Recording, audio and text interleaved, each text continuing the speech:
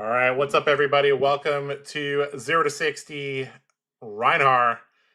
With me today, I have my good friend and one of the most legendary goated players of the game, Eugene C. How are you doing today, Eugene? I'm good. How are you? Good to see you all again. Yeah. And with me today as well is Coach Damien. Coach Damien, how are you doing today? I'm doing good. How you doing today?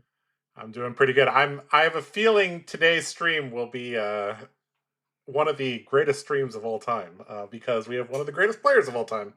Well, we played Marlin, we played Kano, and now we're going back in terms of difficulty, theoretically, a little bit. Um, Eugene, the community rated Reinhardt kind of as a middle difficulty hero. I actually think the community did not rate Reinhardt properly. I think Reinhardt is much more complicated than the community thinks. But yeah, what do you think about Reinhardt's difficulty? And tell me a little bit about him. Uh, I say it can be twofold. You can play it as easy as you want it to be. Ah, You okay. can you Mhm. can also play it in a very precise way Mhm. and be complicated in Mhm. terms of how it could be very complicated Yeah. when you play it, like in terms of the map and the flow.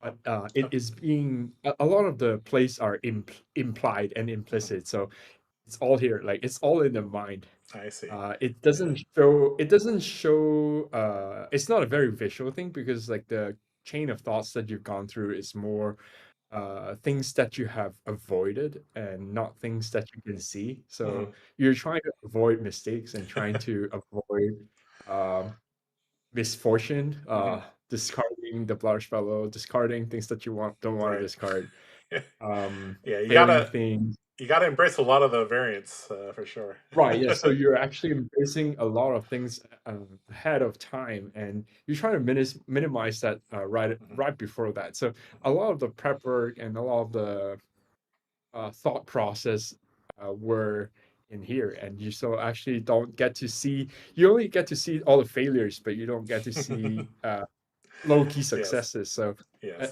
for Reiner, it's the most bombastic turns might be blush battle turns. It could have been something very explosive, but I Mhm. think some of the unsung heroes probably Yeah. you don't get to appreciate. Maybe oh a 6-3-3 or sometimes a timely 7-3, and Mhm. then Arsenal, and then maybe do it two times before you go a big thing that builds up to what you are winning. But I Mhm. think the mm, little side attacks or the little things that has happened is just as important. Mhm. Not only the big Flourish Fellow turn, not only the Sasquatch plan that fetched the Flourish Fellow, but everything that precedes to it is equally important. Mhm. Um, I I would say those are the things that build up to the finale, and it's like it doesn't go with the finale right away. So you have something that builds up to it before you do the finale. Yeah, there's a lot of little things that you have to do correctly in order to see all the payoffs. Um, Yeah. I think a lot of people when they look at Reinhardt, they're like, "Oh, you just roll Scabskins. Okay, you play your Blood Rusher Bellow. Oh, I have no hand. I can't block. I die." But I think this hero is a lot more complicated than it looks. A story that I've told several times is that I think it was the very first US Nats in Vegas. We were kind of just chilling in the hotel room, and I was like, you know what? Teach me some Reinhardt. And you're like, okay, sure.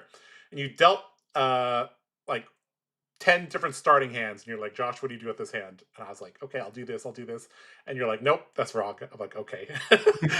And then you were able to like um make a tier list of all the hands, and I was like, I don't see it. I don't get it. There's a lot of exactly. there's a there's a lot of expertise, wisdom that I'm sure you're gonna bring to this stream. For anybody who's been living under a rock, I try to ask all the experts, what are your credentials for playing Reinhardt? Why should people listen to you playing Reinhardt? And if Mm, you don't brag, I'll brag for you. um, I've embraced the hero from my first game ever since I played Flesh and Blood, Yep. and that was about 4 or 5 years ago, and I've been playing it ever since. Well, Rhinar is Hero 001, so That's true. that has existed since the first day of That's true. Flesh and Blood Yep. existed. So it's the first hero of Flesh and Blood. It's like the genesis of the game. So and they have at least 2 design. Now they have the 3rd design coming up, and Oh, the I'm golf waiting club Reiner. Yes. for Reiner, and I'm Yeah. hoping that they have a sleeve soon for Reiner. So I That'll, would I can there you go. able to use some kind Yeah. of green sleeves to my deck. I think green is not my luckiest Yeah. color, so I've stopped using. Oh, really?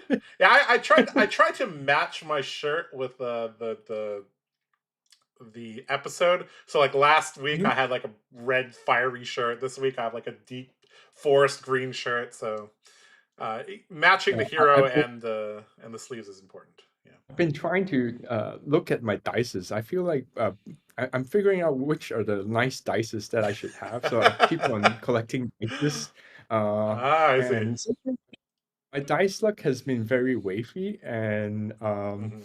but I'm a person trusting statistics, Yep. um, Yes, you have a and background in that. I live by the numbers. There you go. Although somehow, like sometimes, Mhm. like you just have a strange feeling, like. Yep. Um, but still, I'm a strong believer of sticking to the numbers. So There you go. I stick to the best numbers Hmm. and live with it. And Yep. so trust the numbers. Saying I, from a Reiner yeah. player. So Let- believe in the odds. mhm. May the 6 be with you though. Like, but I hope you roll a 6 Yeah. all the time. But like for me, rolling a 6 might not be the factor of life, Mhm. and there are so many Situations that you can get into. situations like Yeah. a series of unfortunate events like rolling 1 1 1 1 1, failing discard over and over and over and over again. Last weekend when I was playing, Hmm. probably I did a 1 in 10 chance in my last game, in the side game, and I failed Oh. over and over again. I failed 8 discards in a row Oh, playing jeez. against Bird. Uh, Yeah. so Bird can maybe testify how much hail and bad luck it could have been. Like it Sure. is so probable that I discard things correctly, like probably Hmm. like 3, maybe half the time, but like Yeah. 8 out of 9 times I failed discards. So, There you go. but I still have a strong Hmm. faith in the numbers. So like Yeah. you need to have unwavering belief in numbers Ye- and stick with it. And hope that it will be right, like the yeah. numbers work righteously but not against you. So um Th- trust it, like ye- and trust the best line of play, and don't sway like practice the best practice mhm. and stick with it, Yep. and your luck will equal that. Hmm. Like it's a law of large Law of large number. numbers. Yep. Indeed. Indeed. Oh, large numbers. So I that's what I told yeah. my students. I Mhm. think my students have better luck. You do. Maybe my Well, first you got to my have first you student have that heart. So. my first student won the ProQuest after my tutorial Mhm. of 4 hours. That's my I mean, one of my happiest one of Rhinar day. That and I think it's happier than me winning the ProQuest myself. I was pretty lucky on that mhm. ProQuest. So I was very lucky in the one round that I really needed it. So I have Mhm. something very miraculous that saved my top 8, and then like the Right. luck equals. Mhm. So sometimes you have like a series of very bad luck, but Mhm. you still stick with the numbers, which I did in that very Mhm. unlikely win in my top 8. I was playing Yep. against a Puffin, so I Puffin. squeezed. Okay. Yeah, I squeezed a very narrow opportunity, given that I failed things twice in a row. Mhm. So I failed discards and failed this and that. But then there's a very last window. I have a 20% chance to do a big turn, and which I did. And I squeezed back out in the game, and also with the NIMBY. So We're gonna get into all those things, I'm sure. very, very Yeah. spicy. Yep. All right. I guess you could summarize it as you got to play Reinhardt with some heart, and you have to believe, and you have to be able to calculate if then, many, many times. But here we go. We got your list pulled up here. Now, for those of you who are, you know, very, very on the ball, you'll notice that Alpha Instinct is in this deck. So this is a deck list that is updated with the Reinhardt Armory deck. So I think that's something we should quickly talk about before we get into the deck that we're going to be playing tonight. So the Reinhardt Armory deck is coming out, I believe, during Worlds, if I'm not mistaken, Eugene. Yeah, Yeah, should be during Worlds. There the quite a day few. after World. Oh, So it'll be. the day after World starts. Okay, cool. Yeah. I mean, I'm not really sure which of these cards are new. I think these three equipment pieces are new. Do any of these equipment pieces kind of jump out at you, or are these kind of placeholder equipments that you'll eventually replace with Apex Bonebreakers, Scabskins, and Scowling Fleshbag? The Goliath Gauntlet is not new, but then has a new art. The other Oh, three are yep, very new. nice. Mm-hmm. Yeah, Echo Cask, Torkovim, and Trampling Trackers are all new. Mm-hmm. So those are very beat chest related. If you look at the Torkovim, the Echo Cask, and the Trampling, Yep, uh, they all Trampling Tracker. reference beating chest. Yeah. Right, yeah. So it kind of opens up the new archetype of beat chest together with Bear Destruction, Bear Swing. They're all beat chest related cards. And everything, the whole deck is very, very beat chesty. Yep. Together with Alpha Instinct and even the yellow and the blue, like the Smell Fear. So it actually complements the existing beat chest capability and add on a whole suite of beat chest cards. So in terms of the usage of it, I feel it's much stronger if you incorporate a romping club or things like that. So for a claw package, you can still use beat chest, but it will be a very different construct together with it. And if the claws go if the clause goes away, and I hope it doesn't because it still has the new KO and with the question mark weapon. So I'm Yeah, wondering what the mark maybe the is. mandible claws will stay around. I know the Yeah, so next set has a lot of equipment, so maybe you'll get something new there. That'd be cool too. Yeah. yeah, I've been waiting. So I would think don't pass on Reiner before KO or the calls are out. Like I would think as you play the game, you might figure out Reiner might be the best pick in the current meta. I'm not even joking because like the Earth heroes like Reiner is the best choice. There Yes. is no other better I choice than Reiner I for Earth hero. remember you killing a Florian from like 23 or something like that, and I was just like, oh, okay. Thanks. And that is before any of the set's card. Yes, that's true. Yep. It doesn't even have any card from this set. So, and not even like the new blue six, Right. nothing like Snow Fear, Yeah. no show of strength, Yeah. nothing. So, And that was what it was. all right. So you mentioned Smell Fear. This comes in two colors, I believe. Yeah, two colors. Uh, is this card like for a completely different archetype, or is this like a card that you? I don't think Beat Chest is very common in most Reinhardt builds at the moment. Am I correct on that? Yeah, it's not very common Mm-hmm. because in the past, you have Brownbaker, Bellow, and some other beachhead cards. Mm-hmm. You need a you need to pay a cost or two costs to use the beachhead. So essentially, you need three cards to activate the Right. first beachhead. Smell Fear, I think that's the first beachhead that costs 0. Mm. So I feel it's pretty good. So it's like 2 Intimidate with 2 cards, and then Yep. has +3, and it's a very welcoming addition Mm-hmm. to the Yeah. card suite for beachhead. So and if you have beachhead once, you when you do the second beachhead, like you have the economy of scale not needing Mm-hmm. to beat again. So Right. Right. There's a lot of synergy there.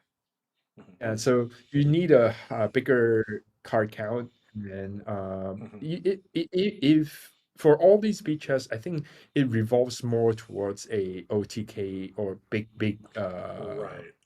attack Th- sequence. So is this card like something that you pitch stack and then you use this as like a finisher? Kind of like I vaguely remember Alpha Rampage plus the barraging beatdown. You would pitch them together and then you would just kill people at the end of the game.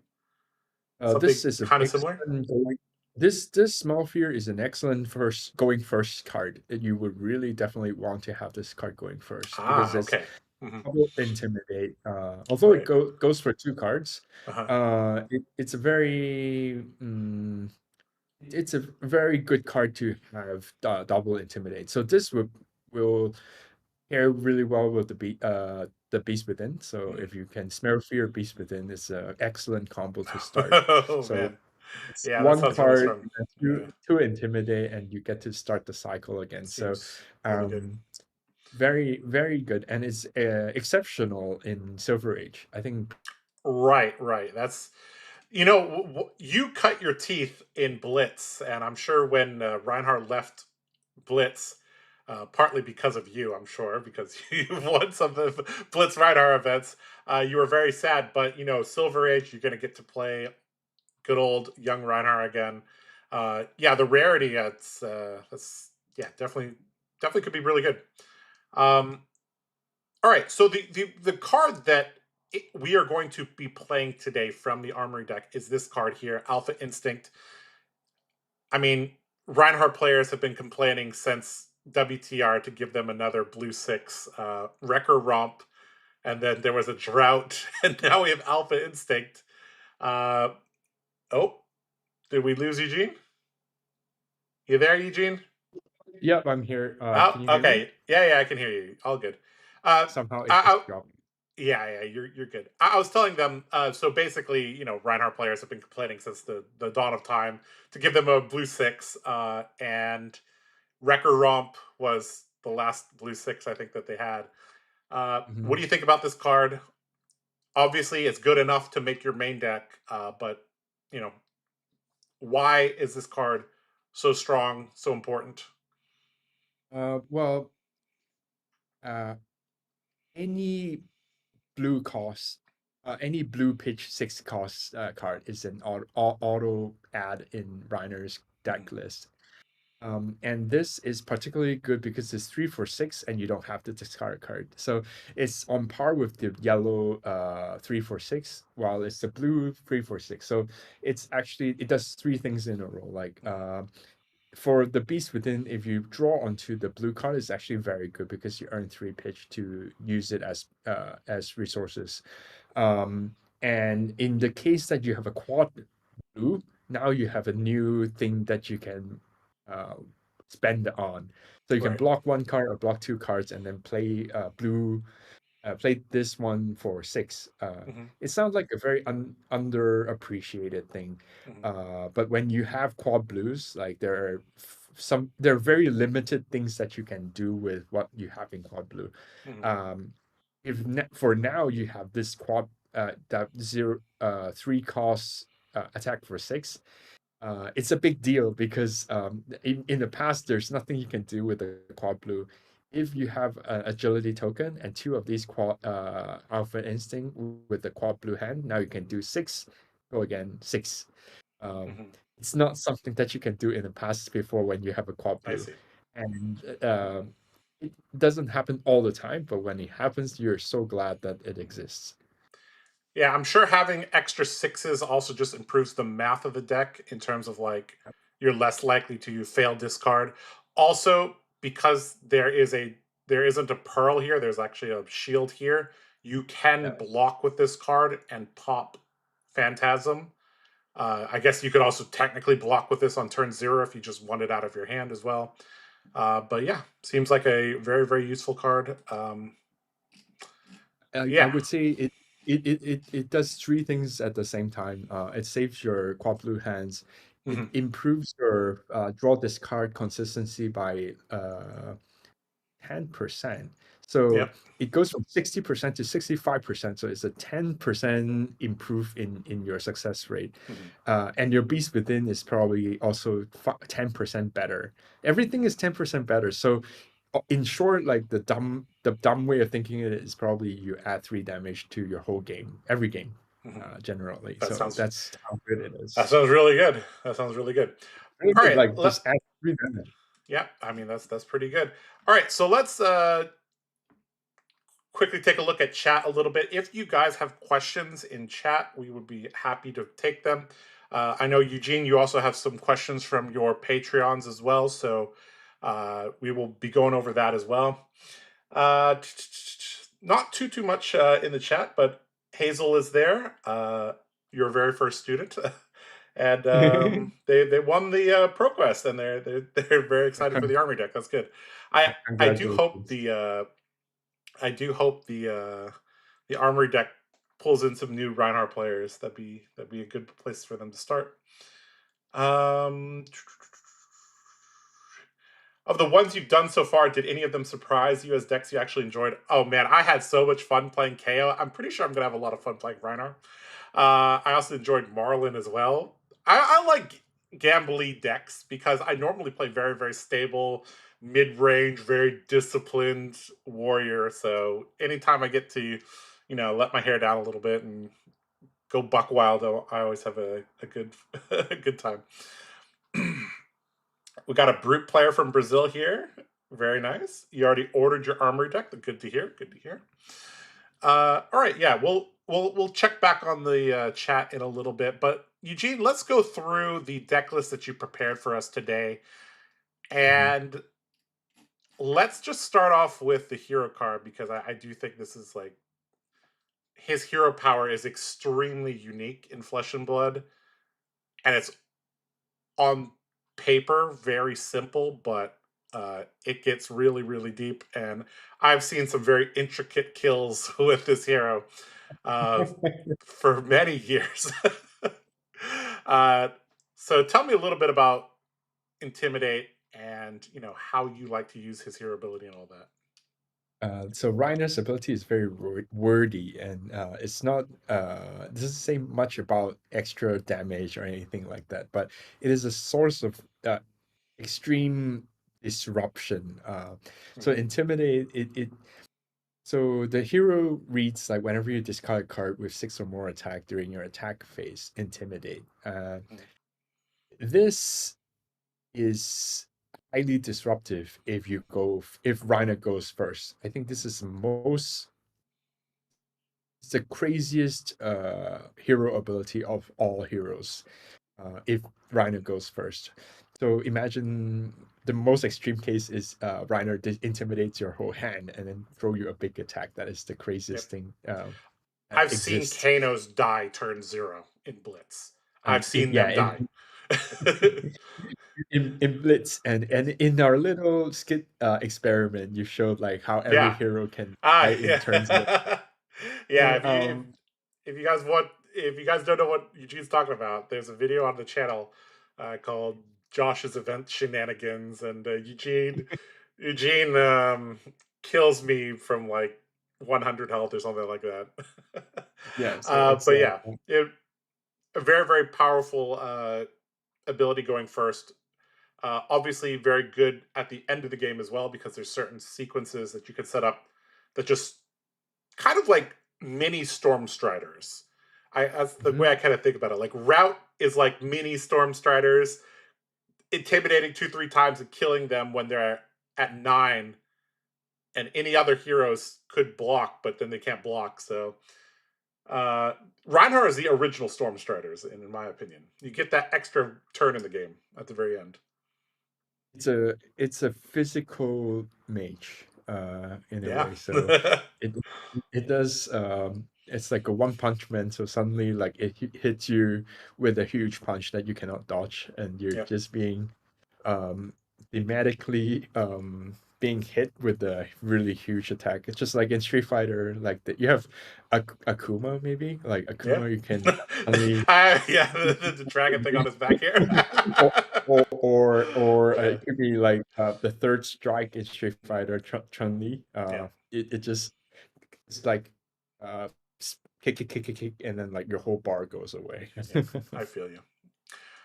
All right, let's talk a little bit about the equipment. I think this is like extremely standard, but each of these are just so powerful. Uh, some of the most powerful equipment in the whole game. I think Brute also has one of the highest effective health pools in the game. If you use all of these for blocking, you have 51 health, which is very, very, very high. I think only Guardians with a shield maybe is higher. Warriors, you could debate that with Valiant Dynamos. But in general, some of the best equipment in the game. Let's go head to toe here. Let's start off with Scowling Fleshbag. Being able to intimidate on your opponent's turn is worth so much damage. They have to be thinking about this the whole game. One of the more skill testing cards to use. Tell me a little bit about this card, how you like to use it, and why it's the goat. Yeah. Well, for Scowling Flashback is really good against decks that want to spike you in turns. So it acts like a emergency exit for a whole chain of attacks, particularly for say warriors and the likes of um, Like pummel, ninjas, yeah, ninjas. things like that. It stopped many of your planned attacks, and because like even for assassins, because sometimes they need to have the right card to spike you, and they need to think twice if they have two or three cards or one card left, so then you can intimidate. So sometimes you might be able to intimidate the last codex of frailty Yeah. for some of the heroes, and you very often you threaten the opportunity to intimidate one of their key cards, and they knew it. So if they see the Scowling Flashback existing, like still is still on, like they would always need to worry about their attack sequences. Yeah. So Scowling Flashback exists for a very good reason. Like it kind of threatens your opponent not to do of their ability to smoothly execute like a very spiky turn. Yeah. It introduces randomness to the opponent. They Correct. can kind of control the randomness if they only have one card, but if they are keeping a large hand, getting a random card ripped from it could be the difference between a turn just falling flat or being successful. So very And great card. and if you're experienced enough playing Rhinar, you can always try to use it the most optimal space, so to maximize its value. Sometimes it's very devastating for your opponent because they might not be able to do a lot when their first attack sequence was being disrupted by the intimidate. Then they lose the card in the second attack chain, so their whole attack their whole advance is being interrupted. Got it. And there's a very secret use for Scowling Flashback that I can share. It's you can actually intimidate yourself. Oh my god. Target hero banishes. Oh my. What? What? What is? Okay. When would that ever come up? That is like the most advanced thing I've seen in a while. So ever since people told me you could like Rosetta Thorn yourself. Too bad you haven't seen it on stream, but if there are some some games that I played, it's once in the blue moon. But Right. when the blue moon appears, you'll see it. Okay. All right. All right. All right. Just okay. All right. All right. We'll keep that in mind. All Yeah. right. The chess piece from the KO Armory deck, also in Gem Pack 3 now. Mhm. Savage Sash kind of reminds me of Courage of Bladehold a little bit. But basically, you use this to get 2 or 3 resources on a key Yeah. turn. I guess, how often are you blocking twice with this? How often are you blocking once and using the ability? And how do you like to use Uh, the ability? I'd say you will. There are even times that you block none with Oh, it. okay. Yep. Yeah, because like you before you can block it, it's so imperative that you have to use it. So Mm. I would say 0, 1, or 2 times. Hmm. But usually get to block it once, like Okay. and use it Sure. Two for resources, 3 resources, maybe. yeah. So usually the break even point is probably you can use this and then save a card for Arsenal. That's Hmm. the golden standard, I think. Right. Okay. Yeah. So, But it just smooths out the turn, allows you to go a little bit wider. Maybe you get an extra claw when your Bloodrush Bellow active. You're uh, basically only using this during a Bloodrush Bellow, right? I've never oh, seen somebody use this on a that's not true. non-blush.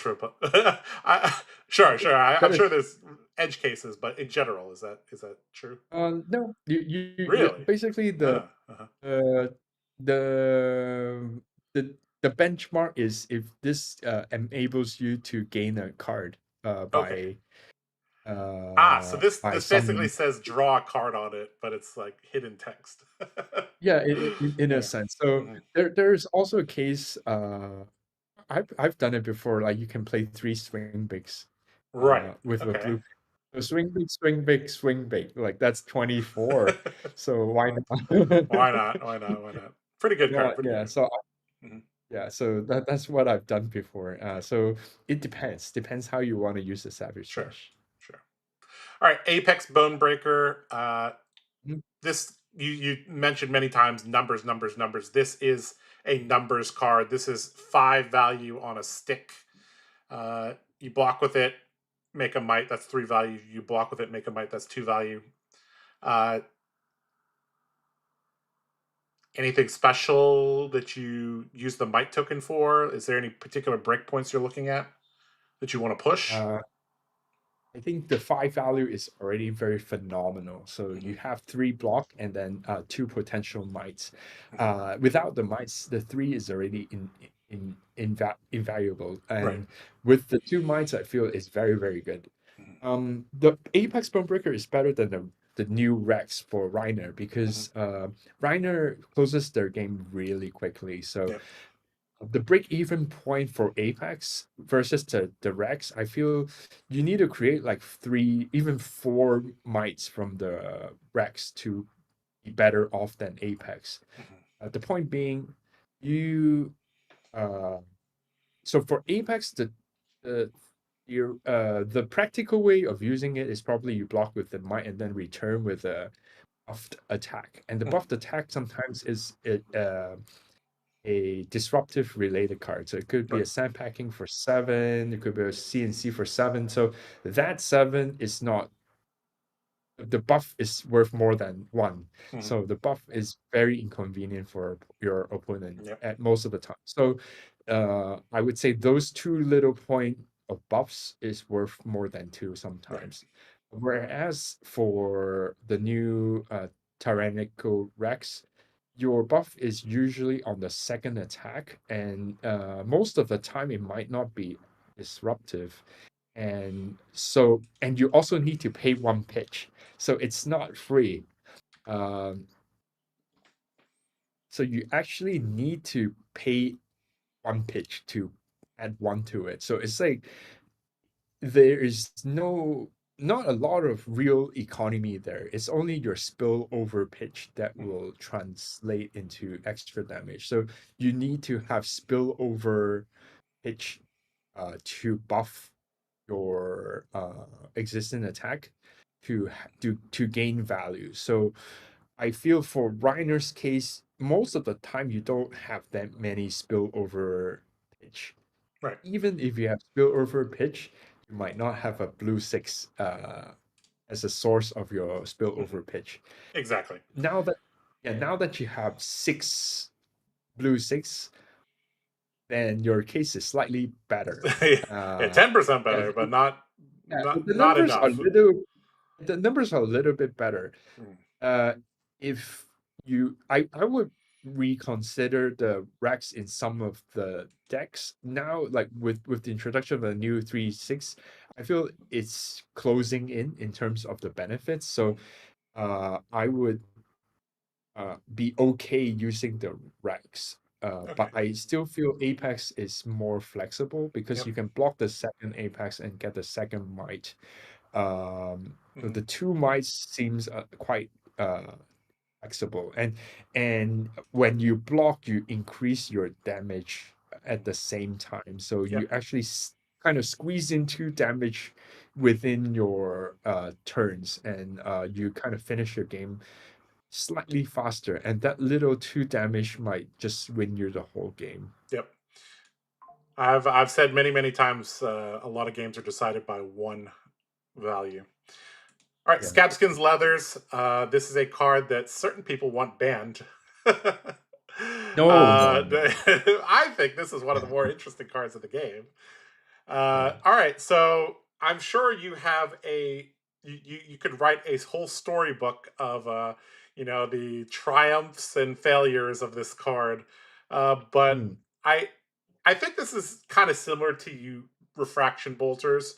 How a Dorinthia player uses refraction bolters tells me a lot about the Dorinthia player. How a brute player uses Scabskins tells me a lot about the brute player.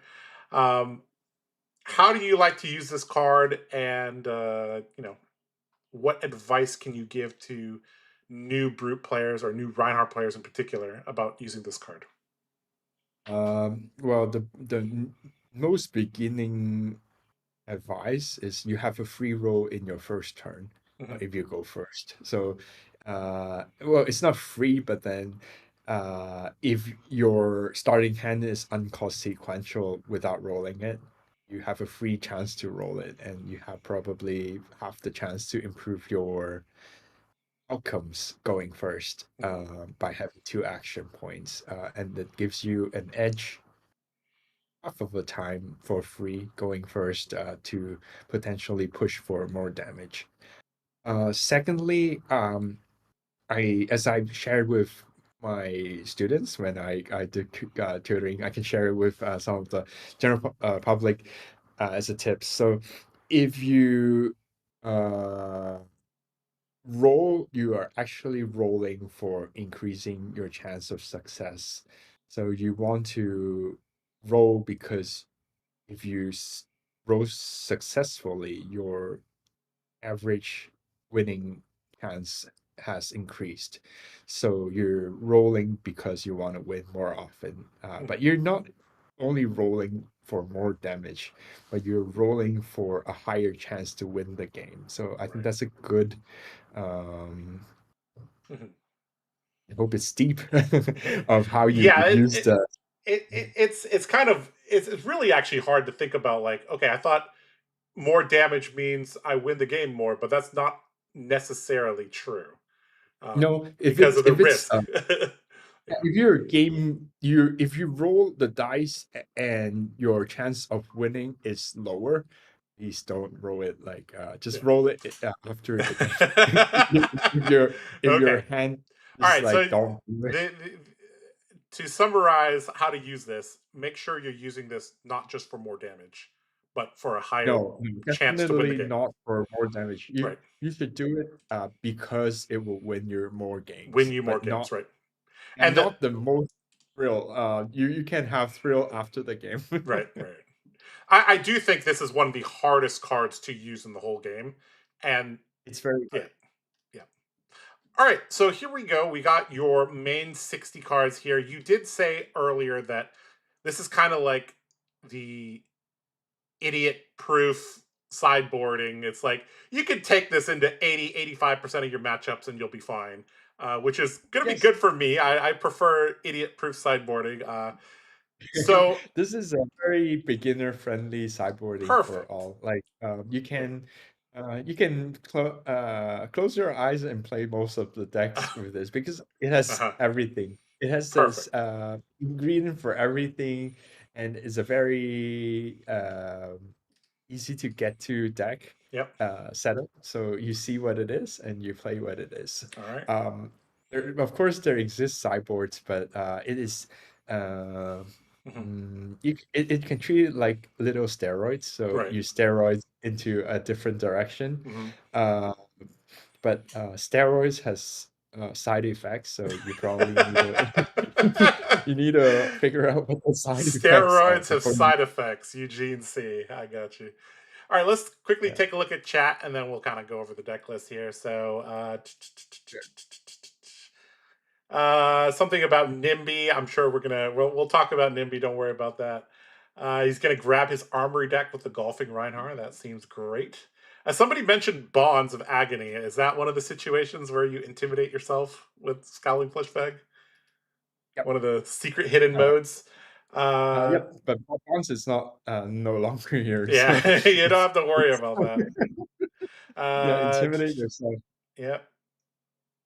You could also use Thick-Hide Hunter to do that as well. That's pretty cool. All right, Leroy Jenkins wants to roll more dice. I agree with Leroy Jenkins. I will be definitely wanting to click the Scabskins button tonight, Eugene. You're going to have to tell me that I'm wrong. All right, let's break down this list here a little bit. Now, again, this is updated for the Rhinar Armory deck.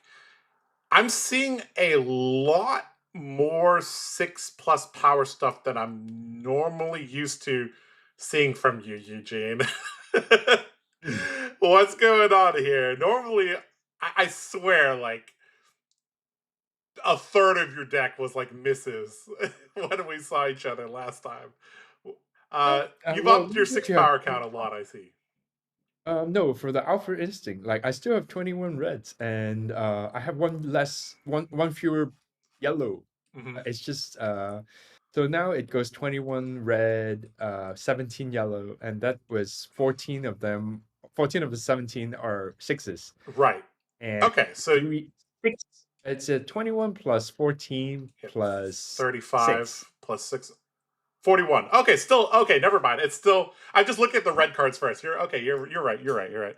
Okay, so still a third of the deck is non-6s, which is oh boy. I mean, some of these cards do say draw discard, so that's kind of worrying me a little bit.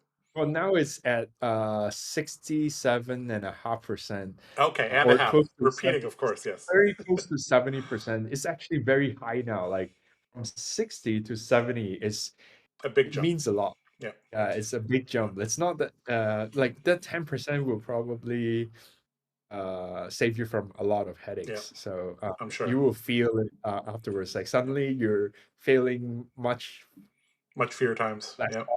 Yeah, much less often, and you start smiling more. All right, so how do you want to break this deck down? Because I mean, it's been several years. We've kind of seen good brute cards are good, like Barefang's Pulping, Wild Rider, obviously good. You know, Beast Within is played in all the brute decks. How do you want to kind of break this down? So you let me.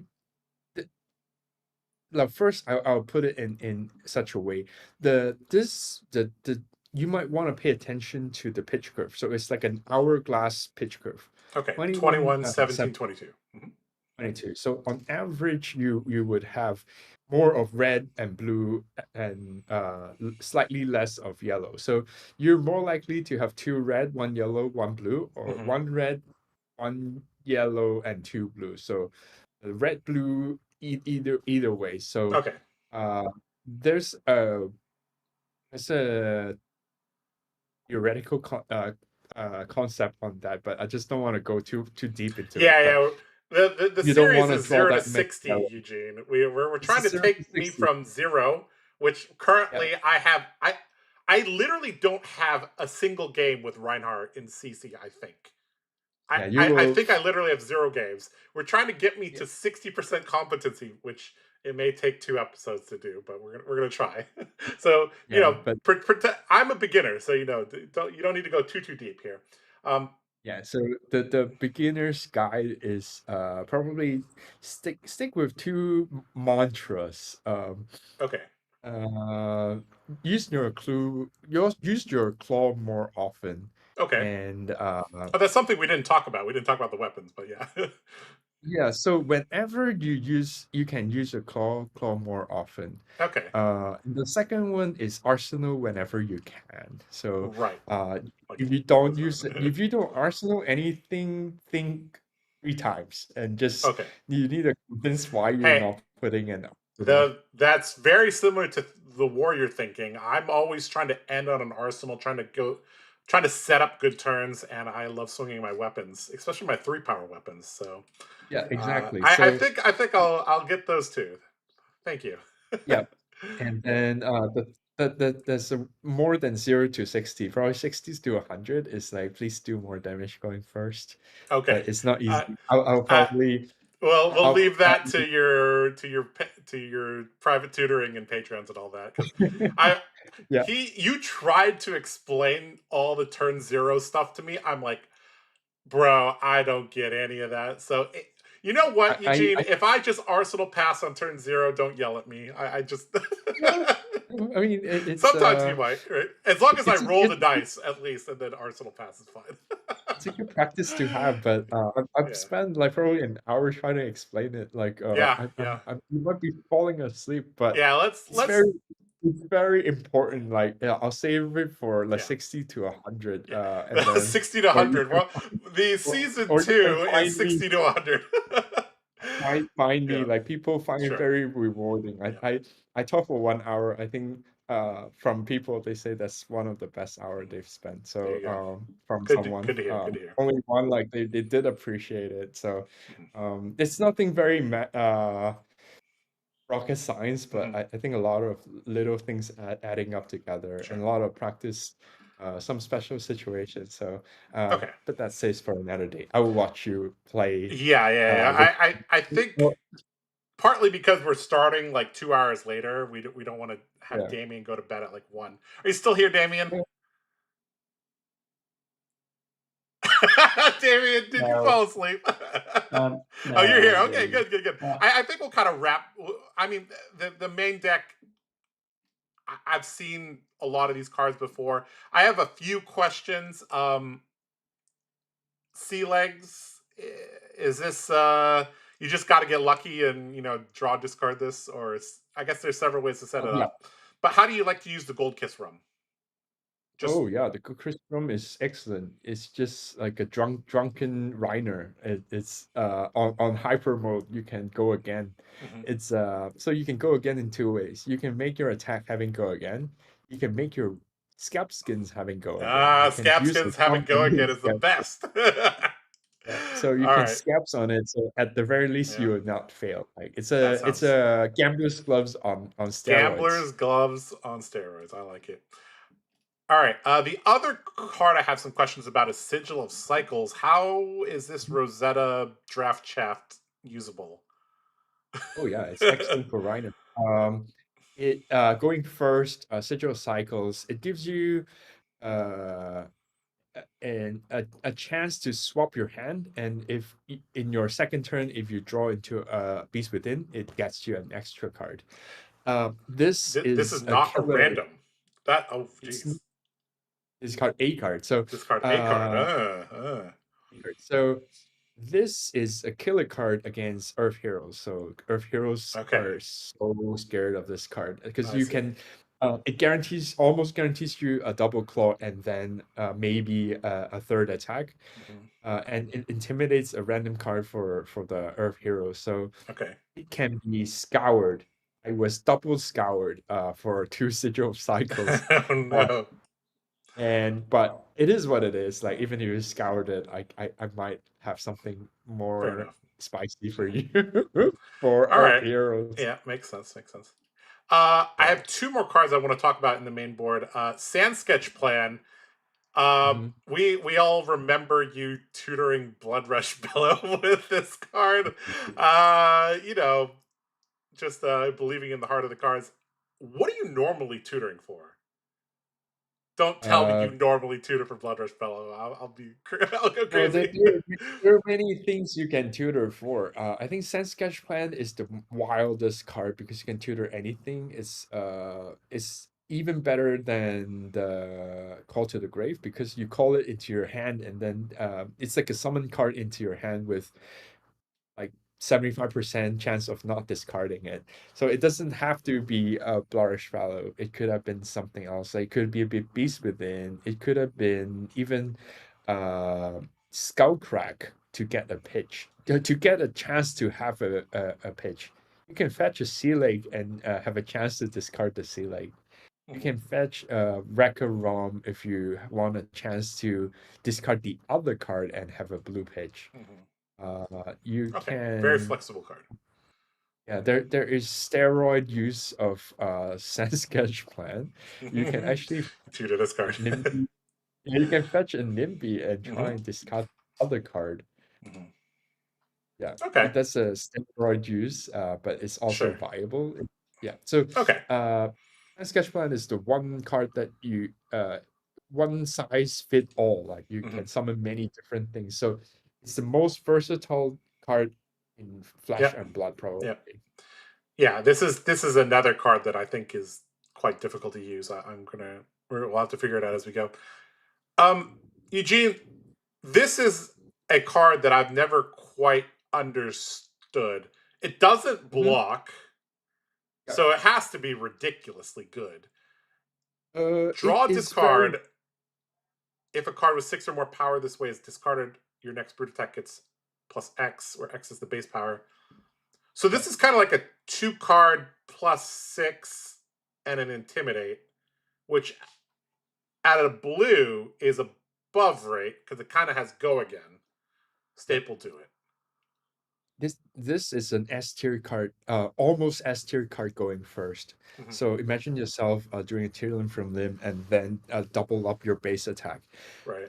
That is very nice. So in terms of lots of damage you're gonna get through. At least 3. So if you have Swing Big, that would be 16. If you have a 7 in attack, that would be 14. If you have a 6 attack, it will be 12. So okay. Definitely one of the cards we want to see. Going it's first. a more consistent card that can brings you a lot of, I want to say joy, but a lot of damage. All right, makes sense. A little bit of uncertainty, sometimes joy, and sometimes a lot of damage, and sometimes you might just cry. There we go. All right, Eugene, this is the most complicated sideboard I've seen in a long time. This is just one of. Well, I just well, for your 0 to 60, I feel like I give you mini steroid tablets. So many options, so I can try them all out a little bit here and there. I see. Right. Yeah. So you can enjoy a little bits of everything. I like it. Yeah. They're all very practical and viable choices. So you want to up your deck by a little bit in a different direction, by all means put it in and swap out something. But keep the pitch curve so you will and you'll have a good time. Okay. So maintaining this hourglass ratio, very, very important. I'm sure you've gotten this question 1,000 times at this point, but can you tell me why NIMBY and Nimblism are in this deck? I know why, but I'm sure a lot of people at home I don't know why. Is lost but not forgotten. Well, Anvilheim is lost but not forgotten. That's true. Yeah, I'm like NIMBY is like the secret dark arts for Rhinar because they're very if used appropriately, if on steroid mode, it could have been like a 0 for 6 or more. Because if you have a NIMBY in Arsenal, ignoring the needs for an extra action point, there are means of getting it. So if you play NIMBY from the arsenal somehow, you can fetch Nimblism and start with the 5-card hand. That could mean a lot of things. Like you could play the NIMBY and then play a Blarsh Bellow and then do a full wide attack for 31 damage casually without even using your sash. So this is a new high for Rhinar doing damage. This NIMBY enables you to reach a new high in terms of damage potential. Sure. And you needed it when you needed it. So Okay. there are situations that you are so behind that you need to claw back immediately. So it gives you a line to win. Okay. At the very least. 1 card 6 And could definitely make the difference at the end of the game if you need a couple extra damage. right, yeah. So you it's an on demand. Like you can get around it, like you can pitch it if you really don't like this card. It's still worth 1. It still blocks 2. Like it's not a horrible card to block. It's slightly clunky at times. So there are ways, like this little steroid can backfire on you at times, but I would say it saves you more game than it backfires if used appropriately. So Sure. but it kind of use with care, but think carefully when you use it. But when you plan it carefully, I feel it increased your game win rate by say Sure. 5 to 8%. That is very good for one little card. Yeah. You need to plan very carefully, and it rewards you quite a bit. Okay. I love to see like small tech cards that are, have a very, very specific purpose. It's nice to see. All right, let's quickly catch up with chat. Maybe answer a couple of questions from your Patreon, and then we'll go play our games. I knew Eugene would use Bam Bam. He never disappoints. What is Bam Bam? Where is Bam Bam? Oh, right here. Right. Oh, Yeah. from okay. Oh, this is destroy an item. That's not bad. That's not bad. Obviously, the discard your club attacks kit. This doesn't matter. Although that's kind of hilarious. If later they have the club package, yeah, this would be also relevant. But right now, you might just throw the Bam Bam straight at your opponent, and they got Bam Bammed. I like it. I like it. I'm kind of losing. Where is it here? Talk about ordering triggers. Never played with him even once, Josh. Dude, when we came up with this series, the premise of this series was, Josh, you can't play anything other than Warrior. You need to learn. I'm like, okay, all right. So I'm literally going, a lot of these heroes, I was going from 0. Like, no games. Never really looked at a deck list. Like, really starting from 0. So, yeah. I have played him in draft, but that was a long time ago. Someone was asking about the beat chest armor and archetype. That's something that we didn't really go over. Do you think that eventually beat chest style Reinhardt will be supported enough that that could become a viable archetype? I think for beat chest, it will be a new archetype. So right now, in the claw era, I feel that you don't need to focus on beat chest yet. But if you use a club archetype, I think beat chest is highly relevant. Okay, makes sense. Makes sense. All right. Someone talking about turn 1 sigil cycles. Yep, that's pretty good.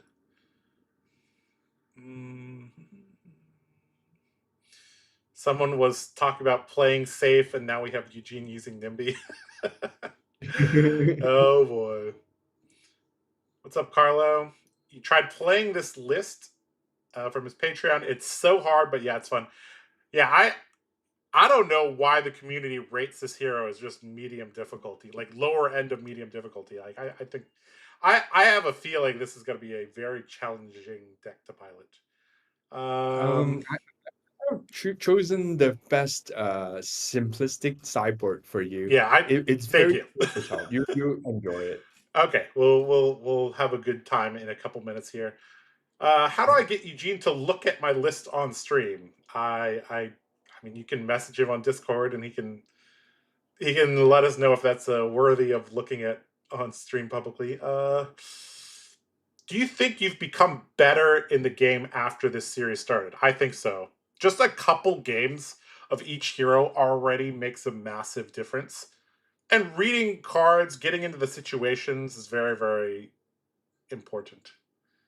I've also had a lot of fun. Now I know what to bring to my armories. Normally, I just either I'm practicing the decks I'm actually going to bring to tournaments at my armory, or I'm playing Olympia. Now I have something else I can do. So Yeah, Rhinar is a very hopeful hero. Like there we there's no unwinnable matchups. So every game you feel hopeful and you feel like you're more in control generally. Like Sure. or you're the one who threw away the game. So Sure.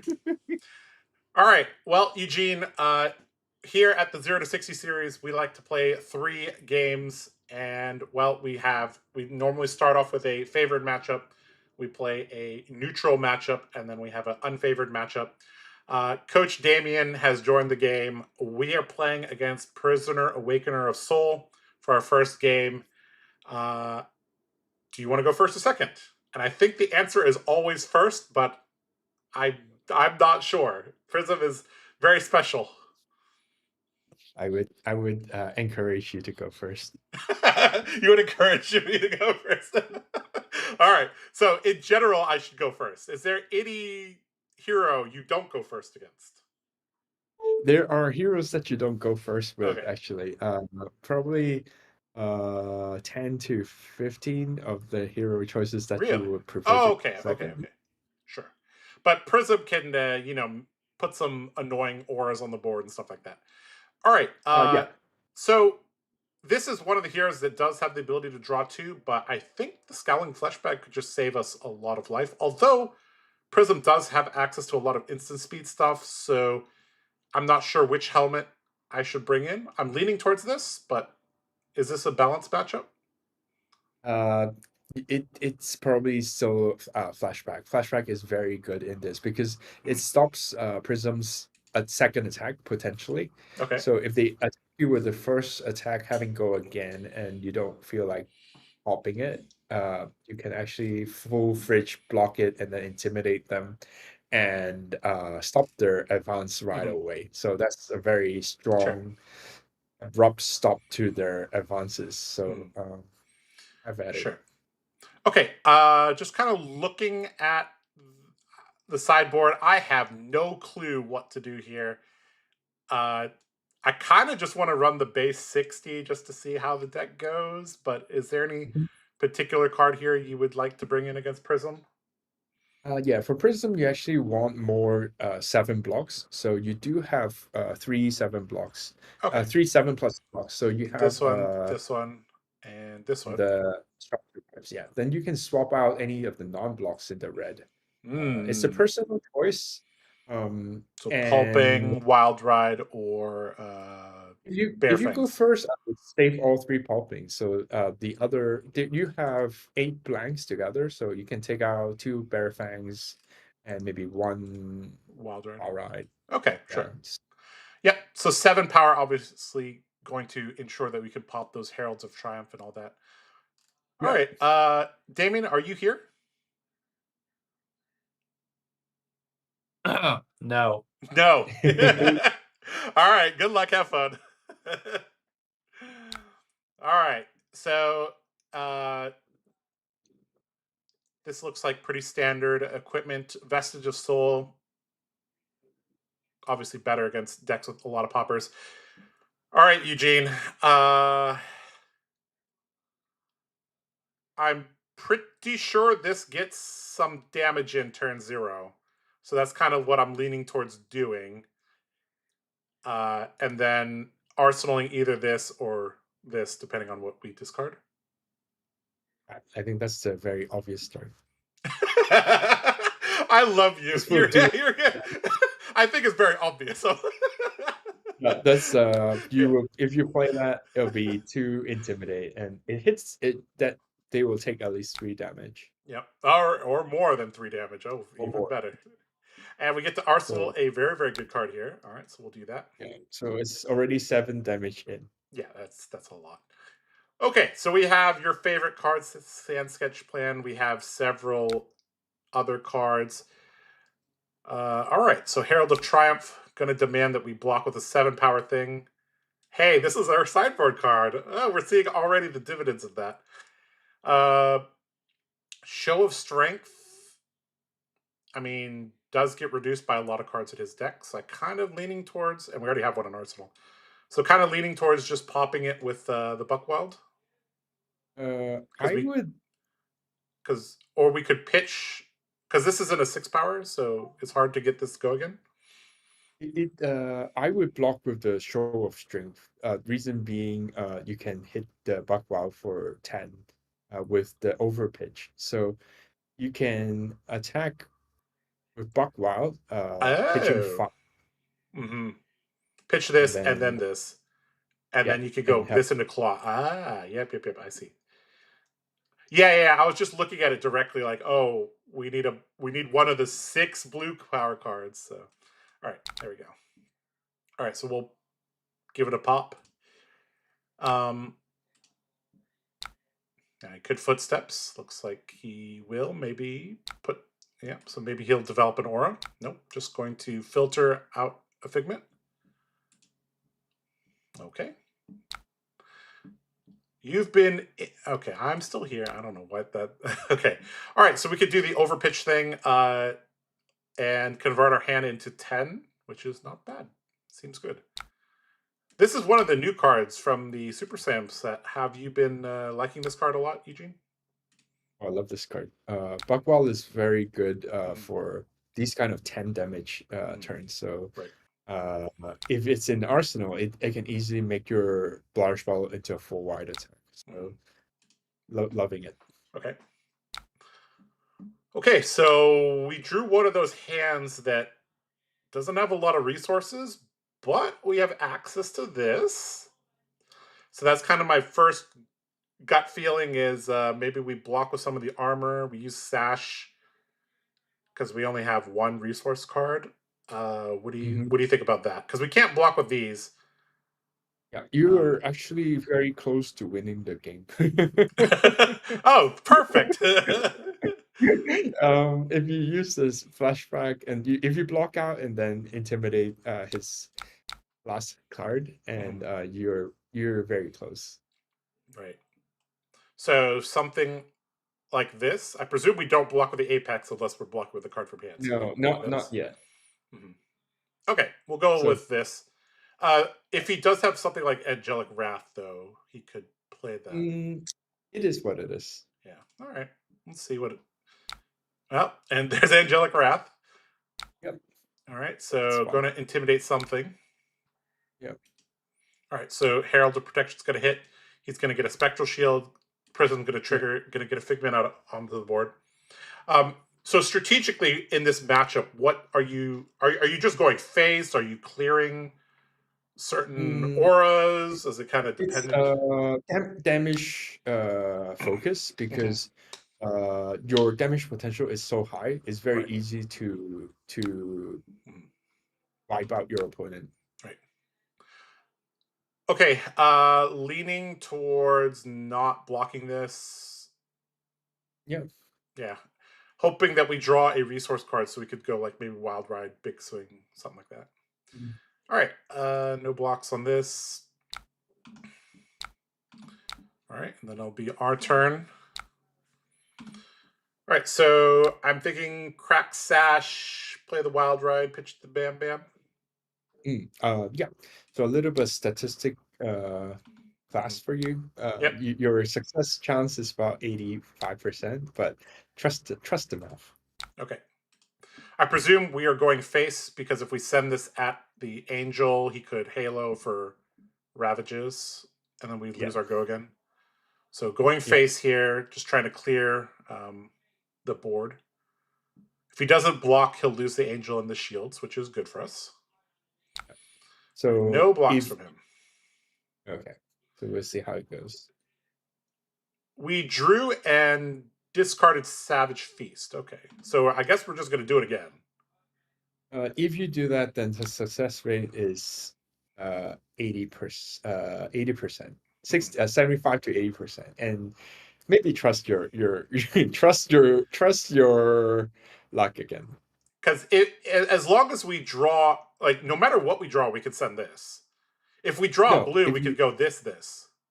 No, if you draw a blue non-6, then you will fail. You have some chance to fail if it's not a 6. Oh yeah, you're right. There is some chance. Oh no. Yeah, but the chance is so the first card is 50%, and depending on what you draw. Oh no! Oh no, we failed. No. Okay, so we hit that small chance that we unfortunately. Yeah, you still have some recourse, so okay. It's not like the end of the world. Like you still have things that you can catch up to. So he put out Genesis. Yeah. Genesis, yeah, and then the Merciful. whole. Okay, just putting two auras up. Now is another chance to blitz out the game. Actually, you can call out. Okay, so the first thing that I saw was pulping. He doesn't have a arsenal. Good chance that this has go again. Then I also saw this. I was like, well, we could just get action points that way too. I feel like pulping to start and kind of going from there. Yeah, it's hard to plan the turn. You're not likely to fail. I just want to say, but when it fails, you just scream. Yeah, don't worry. I'll scream. Is there any merit to using Scabskins and then clearing these with Scabs? You have an immediate chance to lose.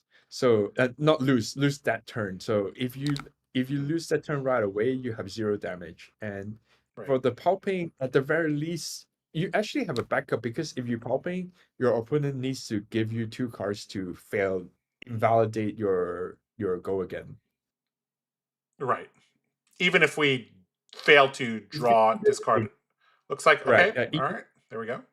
Even if you failed. Right.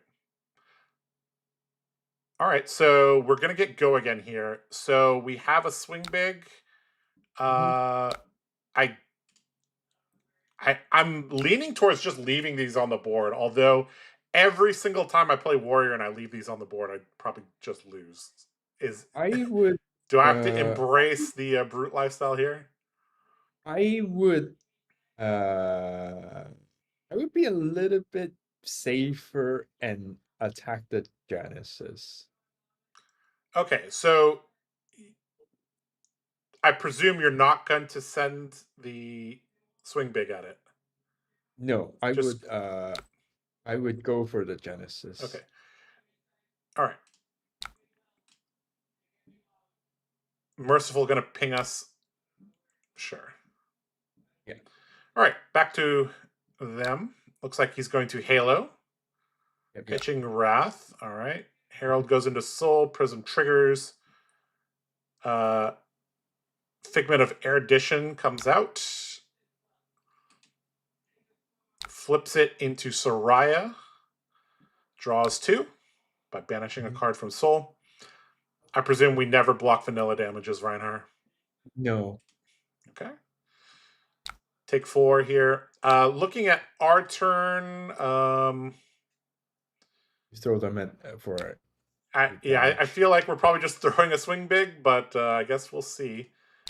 Figment, Herald of Judgment. Yep. Can't play cards from your banishment. Does Sandstorm's Plan tutors to your hand. I don't think you use the banish zone at all as Rhinar, right? You don't. Okay, so the on hit here does not really matter, but obviously we have an easy pop if we want to. Well, if you're Mhm. if you're playing extra safe, I would overblock. Like I would block the swing big and overblock with the skull crack and attack with the arsenal, and save for another turn. So this has Phantasm. So why are we 6 blocking this? Just in There are case he two has ways. a. You can actually block with the skull crack and the savage feast and save the swing bait. Okay. Yeah. So then you have an 8 attack, and then you have an 8 attack for next turn. Okay. I'm just gonna trust you this process. Yeah, you sift the card one faster. So it's the deck circulation part is also essential. Okay. So you want to somehow like sift it faster and Okay. make sure you can. All right. Footsteps going to give him an action point if he wants to. Looks like he does want it, so I presume passing Mirage very, very strong against our deck. No, it's okay. It's okay. All right. Do we attack face? If we do, you attack face. We might not get this off the board. It's okay. Probably because you hit for 8, you need to. He needs 3 cards. Probably can't use the Soraya. Right. Yeah. So. Looks like he might not even have all the blocks. So. Yep. All right. Going to flip Angel of Rebirth. Sure. So then he's going to get to protect Soraya. So Angel of Rebirth takes the damage there. He gets a Quicken token. Very deadly. Going to draw 2 cards. Okay. Back to our turn here. Yeah. Eugene, we haven't drawn a Blood Rush Bellow. What is going on? I thought that was like the signature card. You don't have to draw Blood Rush Bellow to win this game. It's not. All right. It's not vanilla damage. I presume we don't block. No. Okay. I'm not. It's okay. Here's a Herald. Okay. Leaning towards.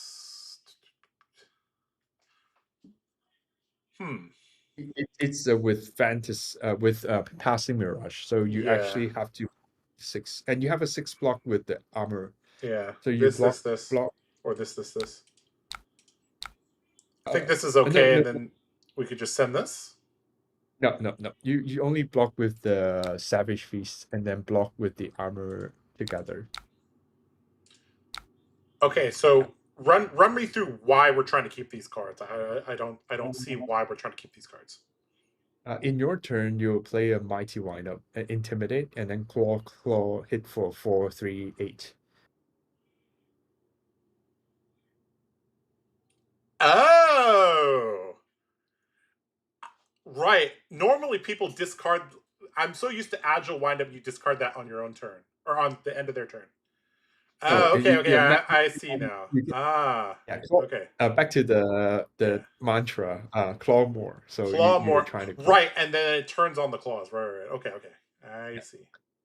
Also, intimidating means we're going to clear the Soraya, most likely. Yeah, you can. We also get a might token. Sweet. Oh my god. Yeah. Okay. So together. Yeah, this is a basic line that I didn't see, but now that you pointed it out, okay. I see. We're using you for go again. This is hit and run. If you could use warrior analogies, that'd be the greatest. All right, I'm gonna play hit and run, and then attack. Face pitching this. So seeing a reckless swing, gone. So you will attack the hero, the angel directly. second attack. And Oh no, second it's already attack, gone. It's already gone. yeah, and then at the hero. Okay. So I selected the hero, but he didn't block, so the angel died. All right. Okay. And then this will come in Or for 8. 9. Or 8. We have a might token. No, you already buffed the first attack to 4, so this is for next turn. Oh, right. Yep, this is for next turn. Okay. My bad. Okay, so this is putting a lot of pressure on him. He's going to have to block a bit. Looks like one of these is 6 power, so this gets reduced by a little bit. He takes 1 here. Yep. Seems good. Ooh, might have to refresh here. Oh no, did Talishar die? Oh no, okay, it's all good.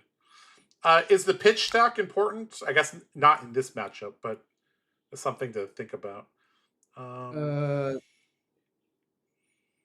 Okay. I love playing these heavy hitters like Goblet, Smashback, Alehorn. I love playing these out.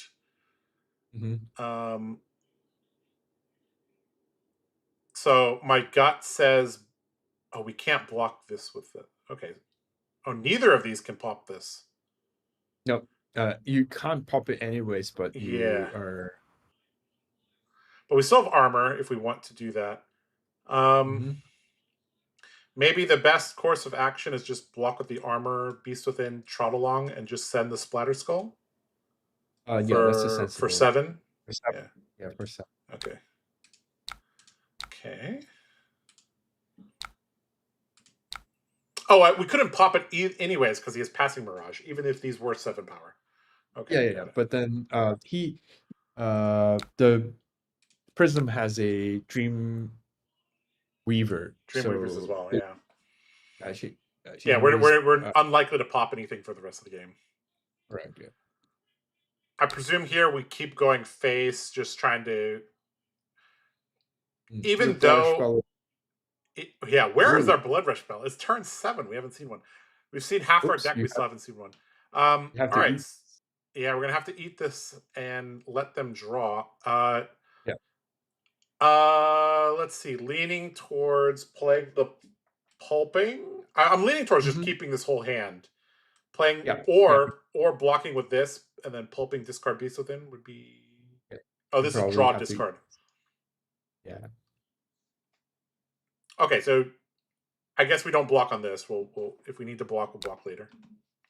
Yep. Also, he's at 1, so we have the option of just getting Reckless Swing as well. You might have he might still be able to run you over sometimes. It just depends on how his cards goes. So Angelic Intendant. Yep. The neutral matchup will be Syndra. Yeah. Okay, there's Bolana. Yep. Arc-like Sentinel, second Arc-like Sentinel pitched here. Yep. All right. Presume we're not blocking this? No. Seeing what else is coming. With 1 pitch, I don't know if. Okay, so he can do this. Oh, okay, that's pretty annoying. Dreamweaver's into this. Oh boy. Yeah, do we let this hit? Drop to 3. This thing's on the board is kind of should be okay. How risky do we want to be?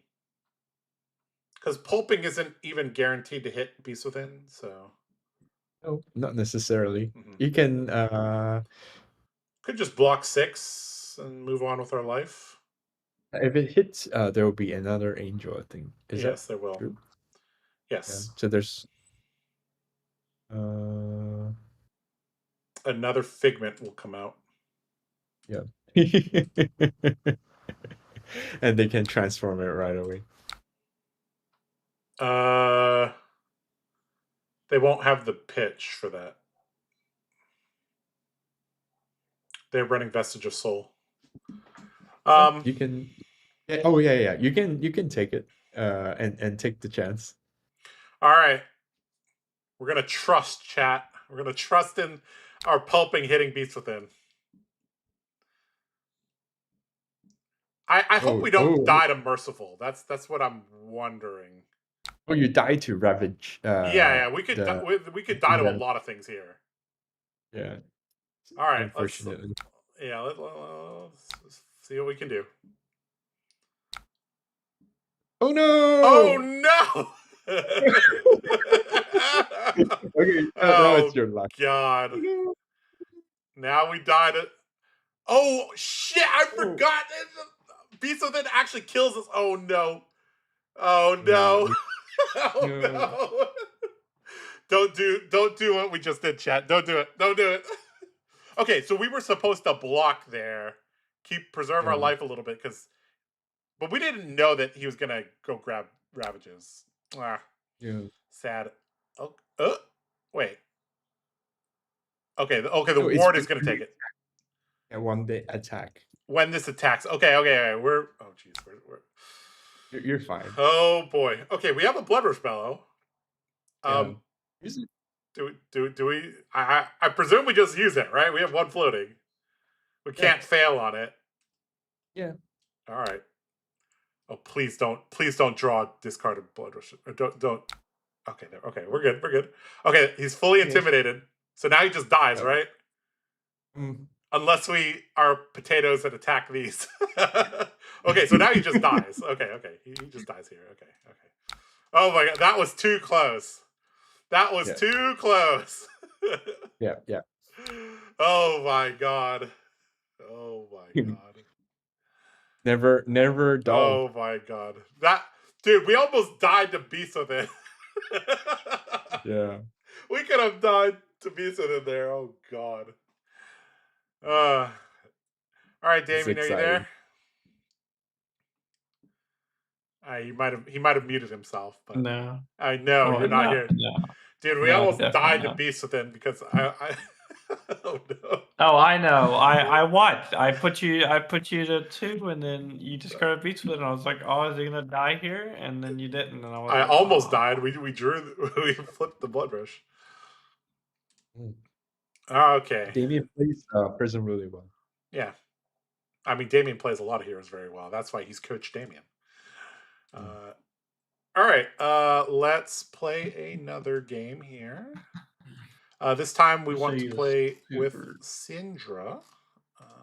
Get some water. What? Yep, go get some water. Super skill intensive Syndra deck. Yep, super skill intensive. Yep, Syndra is very skill intensive. Super, yeah. My head jabs. They speak different words. There you go.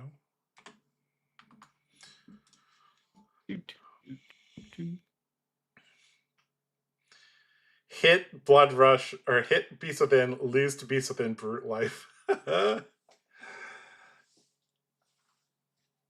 All right. I'm going to wait for Eugene to come back before I select first or second, because I don't know.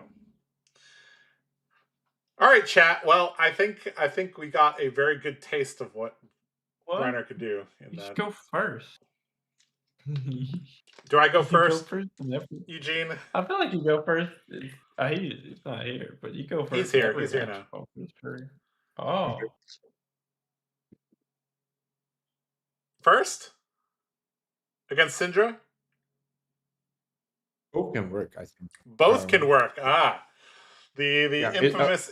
Contrary to what you think, I think both first and second has its merit. So, I think first has more decisions, so I kind of want to do first. First, you're betting that we draw like tear limb from limb or something. Yeah, you're betting that you draw well. All right, I love betting that we're going to draw well. Let's go. Okay. I hope you best of luck. I mean, the deck structure is pretty set for going first, but you can add a little bit of steroids. So I'm back to disruptive related cards. Send Packing and Splatter Skull, I believe, are. Oh, this one also. Why does Brute have so much disruption now? Holy shit! Probably you just haven't realized that. Yeah, they have a lot of disruption. Yeah, give it a pummel, like add some kick to it. All right.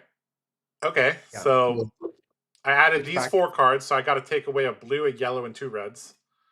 Yeah. So it's very Very freestyle. Just some three red, three 2 red, 1 yellow, and 1 blue. So make your choice. Um. I feel like Bear Fangs might be the weaker one. It doesn't block, and I mean it's numbers, I guess. So I'll take out Let's those just two, and then we need to take out a yellow.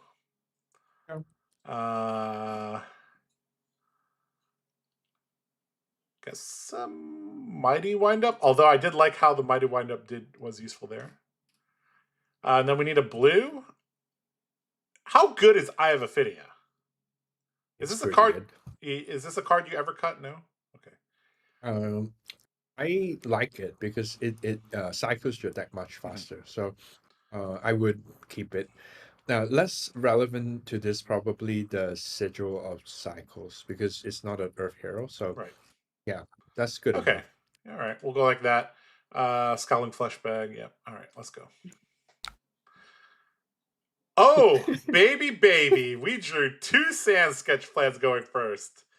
All right. So I presume we play this. I don't know what we grab. Let me. No. No? No. No? No? No. Oh, we're supposed to No. roll first. That's what we're supposed to do. Yes. Okay. Yes. All right. Come on. 5. Let's go. All right. So now we can do something crazy. We could go grab Bloodrush Fellow.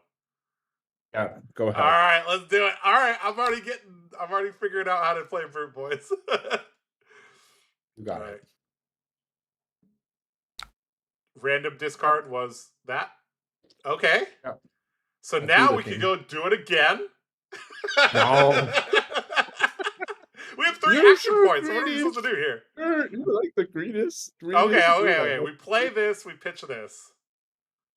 Yeah. Okay. Let's do it. Oh baby. All right. I presume we do this, and we could get a resource, which could be very useful. It would be very, very useful if it's a blue pitch that you draw and discard the other one. Oh my Exactly god, we're so good at this game! All right. I think you, given this setup, you probably win 90% of the time, I guess. Oh, that's good. Dude, wait, where's your hand, Damien? Oh, have we discarded 3 times already? Okay. Yeah. Okay, so he's just gonna start the game at 6 plus 5 plus. He's taking 16 damage turn 0. Yeah. That's nuts. Yeah, I'm eating nuts my right now. god. You know, No, speaking of nuts. nuts, yeah. Okay. See what we said about Kano's dying on turn 0? This is Kano dying on turn 0. Yeah. I mean, we don't get an arsenal, but that's still a lot of damage. Jesus. Yeah. Okay, so I presume right now we want to set up something in arsenal, use our armor strategically. We did draw this card, which is kind of clunky. Yeah. It's not horrible, actually. It's okay. Okay, so I feel like this card is probably the best arsenal card. Well, first, you usually block the 3rd and the 4th attack of Syndrome. I mean, yeah, we let this one through, but I'm trying to plan out the turn. I feel like we're supposed to. Oh, this is random though. All right, so he's getting the resource, so probably something to follow up that costs 1. Maybe demonstrate devotion. Yep. Okay, well, this is a perfect time to block with this, right? Because it turns off the mask. Blocks 4 and 4. No, you still block the 3rd attack. Okay, because he's already used his flick knives. I'm worried though that there's a 3rd attack and then he like ancestrals it or something. No, it's fine. Just play with it. Okay, sure. Aha. Now we can block it. So no. I'm too much of a warrior. Why are we blocking? We can block with our equipment. I see. Okay, so run me through the hand. Like, what are we trying to do? So, Are we the trying to theme of arsenal this card? Are we trying to play these cards? So what you want in against Syndra, do disruption. Disruption is a high priority. Okay. Right now you want to buff the apex. So you block the apex when most likely with the beast within, and return with the sandpacking for 7. So immediately forces the arsenal out. Yep. Okay, so you want to block like this, send this arsenal. So the first, I like to work backwards. So we want to arsenal this, and we want to send disruption. Therefore, we have to keep these cards. Blocking with this amplifies our disruption. And okay, let's do like that. Okay, sorry, I was thinking too much about playing Reckless Sling, but no, you're right. Like it's just a blue. Disruption is game key. Okay, got it.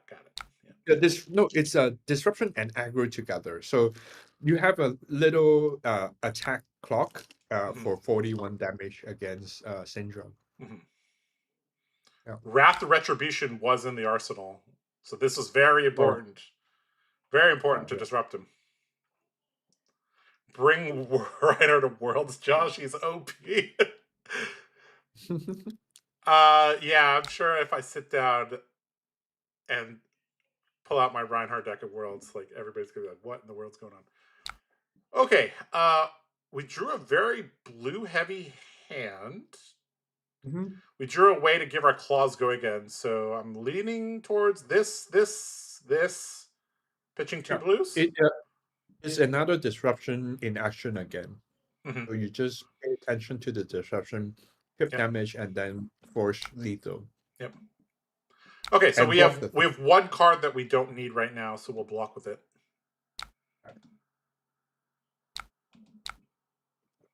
Whenever they only have 3 attacks, that's an easy street. Yeah. We'll just take this and block the 3rd. Yeah.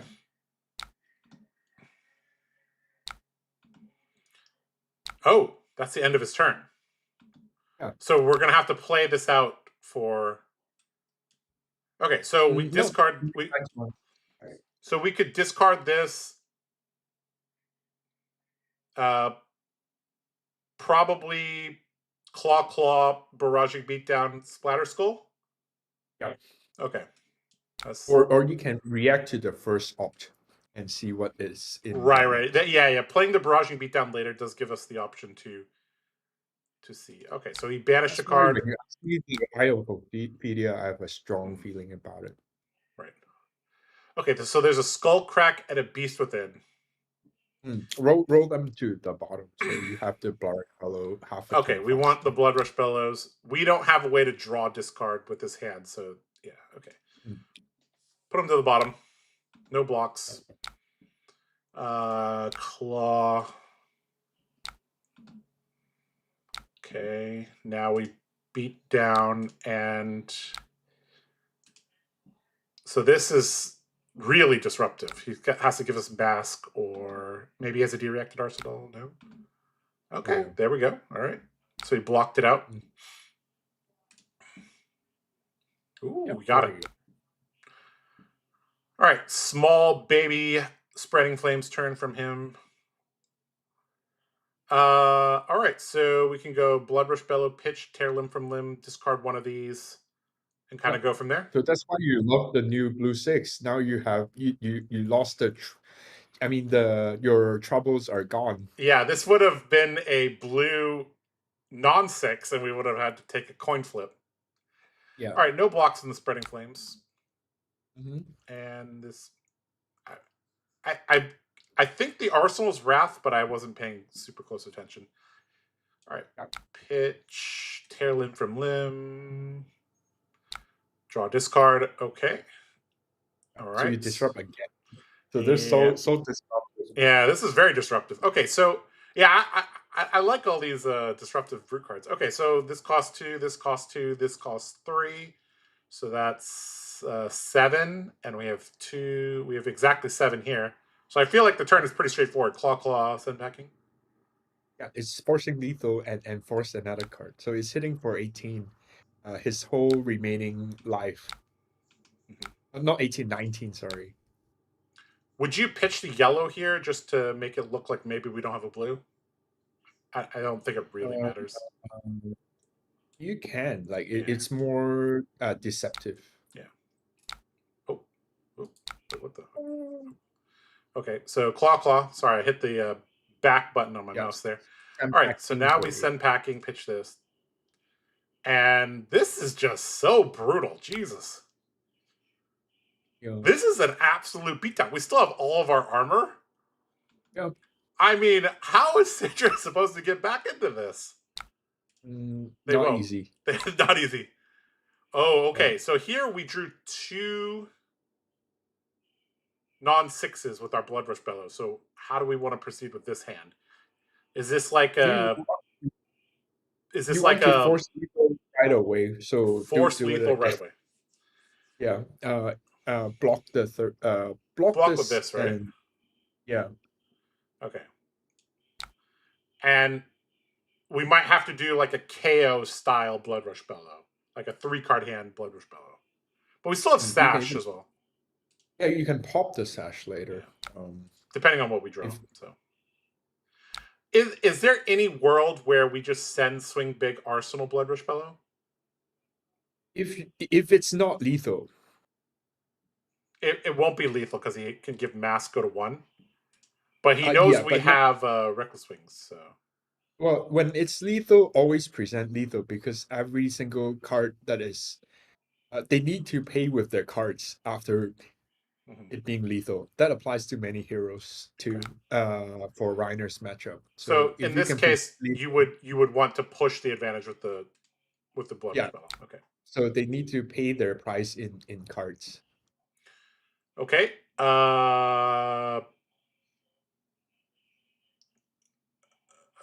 Claw Sea Legs or Claw. I think Claw is good enough. Claw Arsenal this? Yeah, Claw Arsenal. So you threaten 10. So they need to give you 1 or 2 cards. Yep. Should be 2, because unless they want to give Flick Knives. So. Yeah. Well, yeah, it's going to be 2 either way, because then he would go to 0. So. Arsenal Sea Legs feels kind of weird. Oh, right. The Blood Rush Bellow buff doesn't apply to this. So, yeah. Claw is definitely better. Yep. So now, well, technically we could break this, send this, but that's not... Oh, no, we can't. We don't have enough resources. Yeah, so the theme of Race to 41, you've won it very quickly. So they're now at a very downward spiral in a way. Okay, leaning towards... I mean... Not blocking. Well, yeah, not blocking, but I'm not sure how we're going to get enough action points to use our whole hand. We also have resource problems. You can use Agile Windup before his turn ends, crack the Savage Sash, and threaten like 12 damage. Right. Okay. Okay, so then we probably should block with this. Since we're going to use it, right? You can, yeah. It's not going to hurt.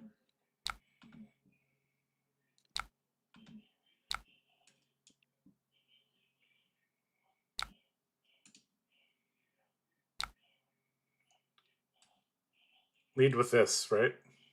Yeah. Because we get to draw a card, I believe. Yeah. Yep. Oh.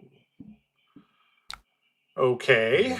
Now we can use it again. Yeah, just use it again. Okay. Yeah. So this is a good example of what you were talking about. Don't use scabs just for more damage. We could, but we shouldn't.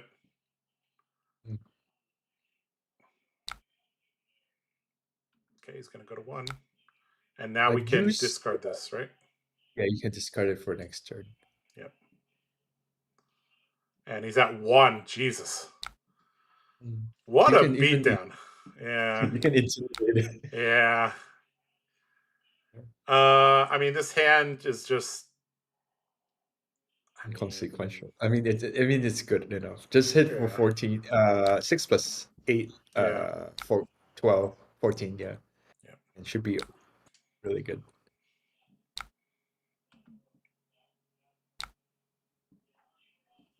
Jesus, brute gaming is, dude. That's such a rush, brute gaming. Dude, it's even more like more brute gaming than KO. Like KO was okay. This just is Yeah. like disruptive and aggressive. It's very rare to get disruption and aggression together, but Rhinar has it. It's really cool. I'm surprised people don't feel this is cool enough. It could be pretty cool. Dude, like the only reason people don't play Rhinar is because they're allergic to variants. But like this game was a very good example of, like, first of all, we dealt so much damage on turn 0, and then we disrupted Syndra every single turn. We have so much damn armor. This hero is so good. Holy crap. Yeah. This hero is amazing. Very amazing green hero. Yeah, And amazing green hero. I approve of the green hero. Damien, what did you think about that game? I don't know if you're here. If I didn't start at 16 life lower, I think I win. Yeah, starting at mid 20s is pretty bad. But that is what it is. You need to play Scabs more, trust the brute gods. Eugene is by your side. Yeah, I told you to roll the scalps first. Like that's what we did on turn 0. We did it on turn 0. But then it made actually it might make a huge difference if you have failed the discard. Yes, that would have been very different. The game would have been very, very different. Yeah, I mean, it's not totally risk-free, but then I feel it's the right percentage play. All right. Well, Eugene, you said that this was a tough matchup. Now, tell me why Kasai is considered a difficult matchup for Rhinar. Kasai has very strong counter attacks against Rhinar's Intimidate. It's hard to intimidate the right cards against Kasai because Kasai, most of the cards is quite flexible. So if you intimidate one or two of the cards, they can block with some or not block and then return something very efficiently. And your disruption might not work too well because he has a very strong armor suite. So with all of these, like, it invalidates your hero ability and most of the time. So it's like you're playing without a hero ability. Okay. And you need to catch up on damage very, very quickly. So you need to play fast. Okay, so we need to be aggressive against Kasai for many reasons. Like dynamos, we don't want them to get 15 value from dynamos. So if we want to kill them quickly, what is the best way to do that? I kind of want to play Nimby just to try it. Sure. but I don't know if it's a good matchup for it. But yeah, take some steroids. Yeah. Sure. We'll grab a little bit of the Nimby. If we need to go fast, isn't there a card that's like strongest survive is just gonna be good. Yeah, strongest survive is very against warriors. This card's really good. Yeah. Less good against dynamo warriors, but still very, very good. Okay, so if we're bringing in 2 reds and a blue, I feel like maybe we could take out the Bear Fangs and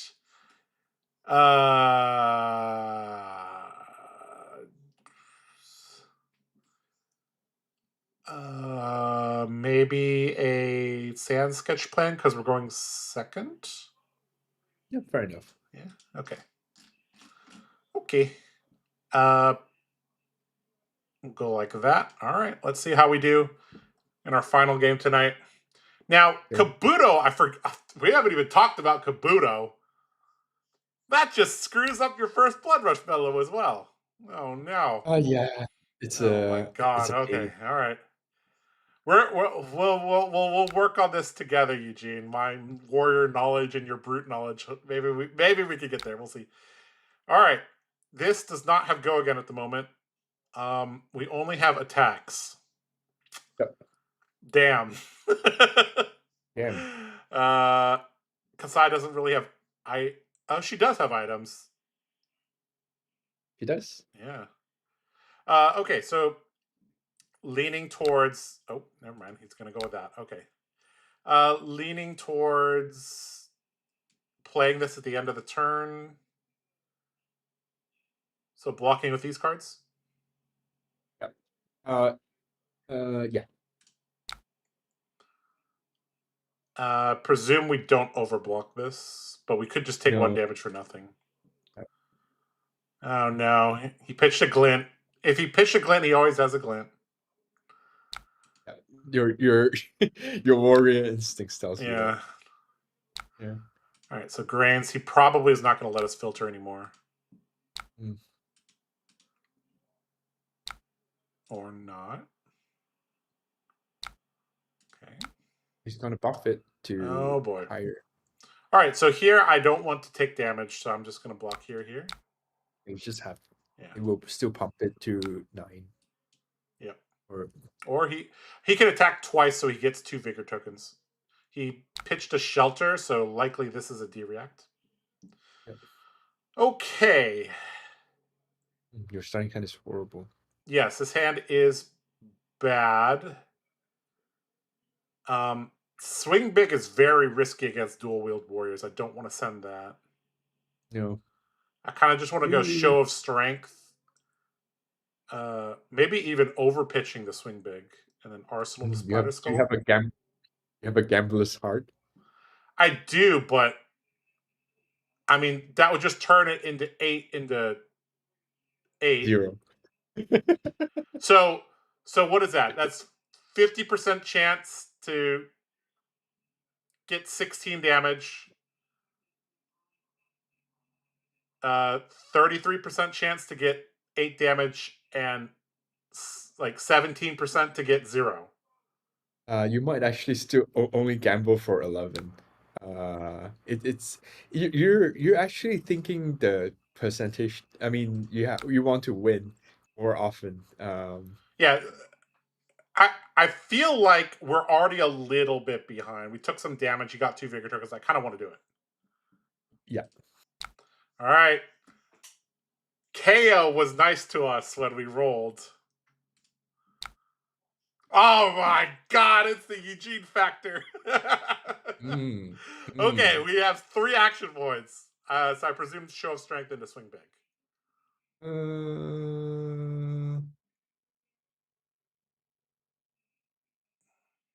Are you thinking about Sash right now? No way, right? I feel like we need a very important turn against Kasai with Sash. I think so, yeah. Yeah, so just start with this, I think. Yep. Never punished. That's right, chat. Never punished. And he uses dynamos already on that. Okay.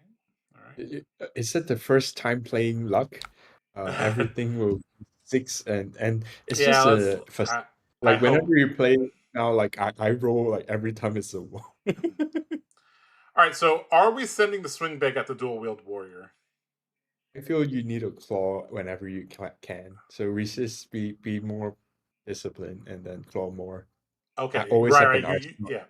So I feel like you want to arsenal the splatter skull, right? No, you want to arsenal the swing big. You want damage more than anything in this matchup. So just because they have such a strong armor suite, you want the damage. Just give them the damage. Okay. Plus, if we end our turn with swing big, they probably can't block it anyways. Okay. All right. We want to claw more. We want more damage. Understood. Yep. Okay. So, Now we already saw sink. We saw shelter pitched turn 0. That makes pulping slightly risky. it's quite risky, yeah. Yeah. Okay, so so something I'm not quite seeing is like we have all these like 2-cost stuff. It makes things very awkward when we don't have a vigor Mhm. token.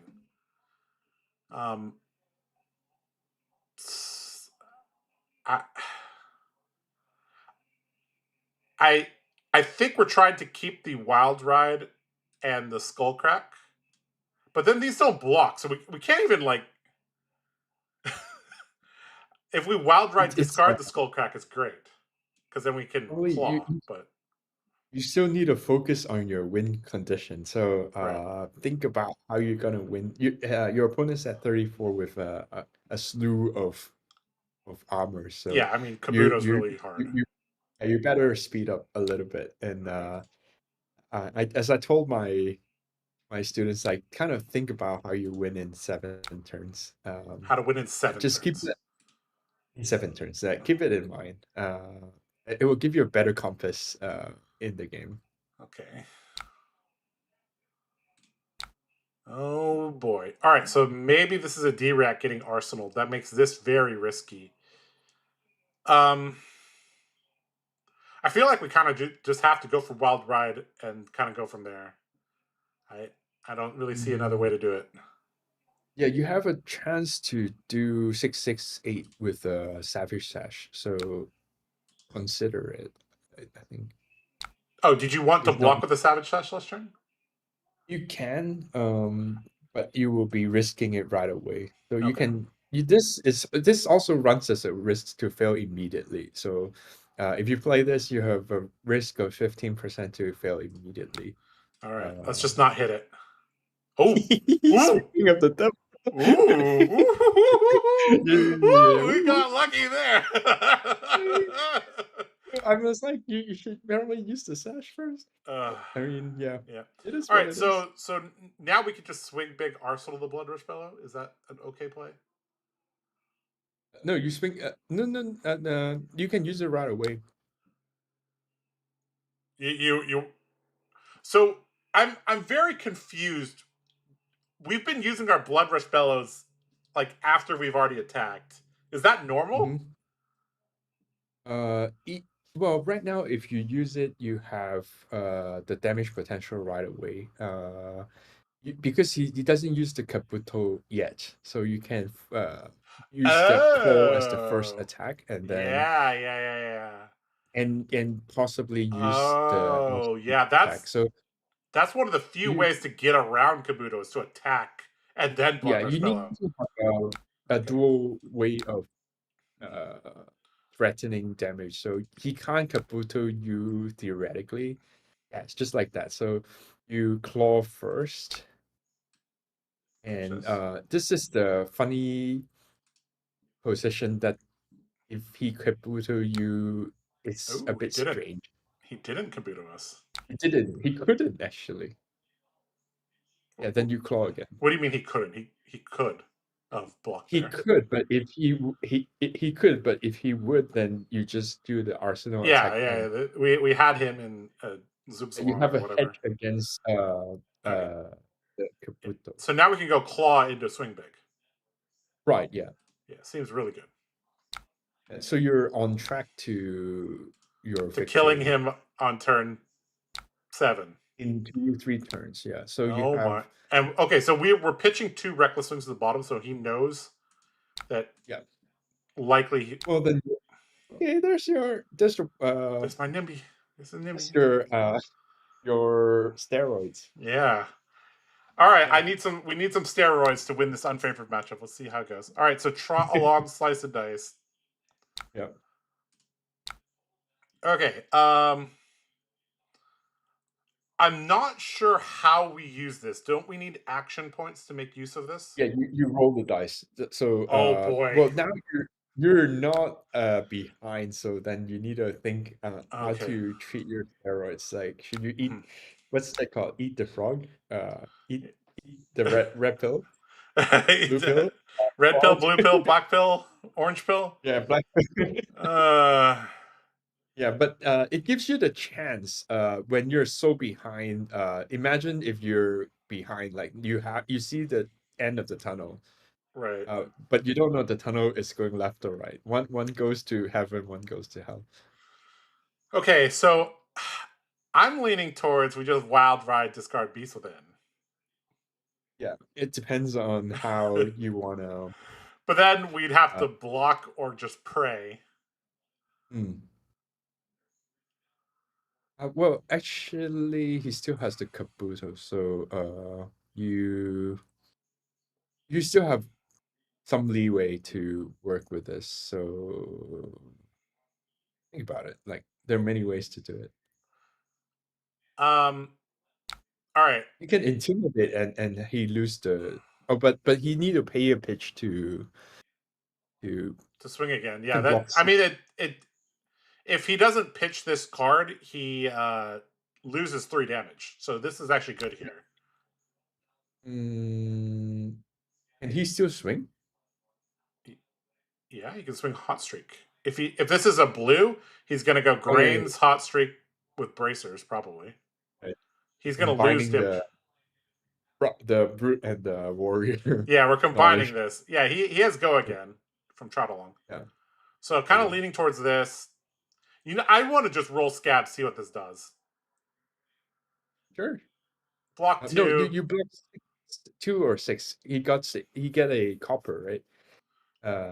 I mean, does the copper matter? Maybe. I mean, the game's not going to go very long. I guess this is fine too. Yeah, block with the leather, Scabskin leather. Oh yeah, preserve agility. Yeah, we need to preserve the Apex Bonebreaker. Okay, block like that, and we're gonna roll Scabs, and we're gonna do something cool with Nimblism. That's the plan. Yeah, you don't sound very confident, Eugene. Is this the play you would make? Yeah, I would consider that. You would consider it, but you may not go for it. Okay. All right. Yeah. So now do you want to arsenal your shitty blue, Damien? Let's find out. All right. You can also Rhinar gods, bless us. You can actually play the wild ride and hope that you don't discard the NIMBY. I know. When you're in this. I'm not sure which is better. We could go pitch Bam Bam, play wild ride, God into this. So no, actually, if you can do the statistical analysis, I was about to say there's a numerical correct answer here, right? There is.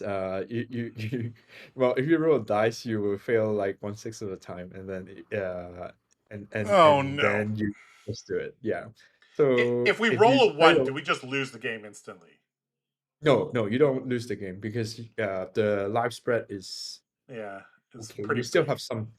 Yeah, so it's not that big because he still 1, 2, 3, 4, 5, 6, 7, 8. So he has 21 life. So you have 27. We could overpitch the NIMBY. That feels like the coward's way out, though. A real gambler would never take that line, right? So we either go wild ride, pray to discard this. We could overpitch, or we can roll Scabs. If you win the dice roll, you win almost most of the time, I hope. I'm leaning towards rolling the dice, honestly, dude. Yeah, it's like win chance maximizing. All right, let's go. Let's go. Yeah. All right, Scabskins, give us an action point. Let's go. Oh, okay, nothing happened. All right, backup plan. Are you overpitching? No, right? I wouldn't, yeah. Yeah. All right, discard the Beast Within like a god. Let's go. Oh no! There was actually a third possibility. That's actually the worst. Now this is turned off. Oh no! It's horrible. That's actually the worst possibility. I didn't even consider that was a possibility. Yeah, that's a more tail end type of penalty. That's actually the worst thing. I thought it was just discarding between these two. Yeah, there was things that can be worse. Okay, Do you Arsenal and Nimby when you don't have your Nimblism still in the deck? I think you maybe. It's a toss up. I would. Okay. All right, Nimby, you go into the Arsenal. Oh, we were one card from draw discarding Sea Legs. Ah. All right, Kasai active now. Hit and run. Pitch I. All right.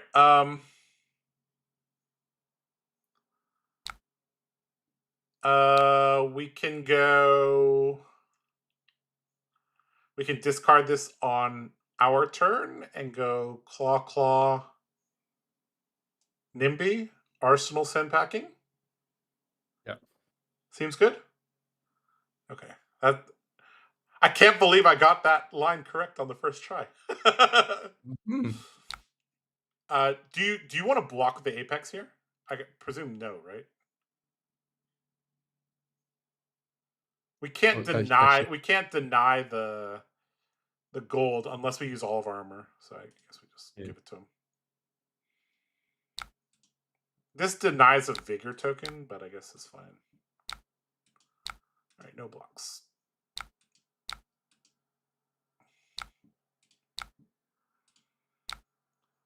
Okay.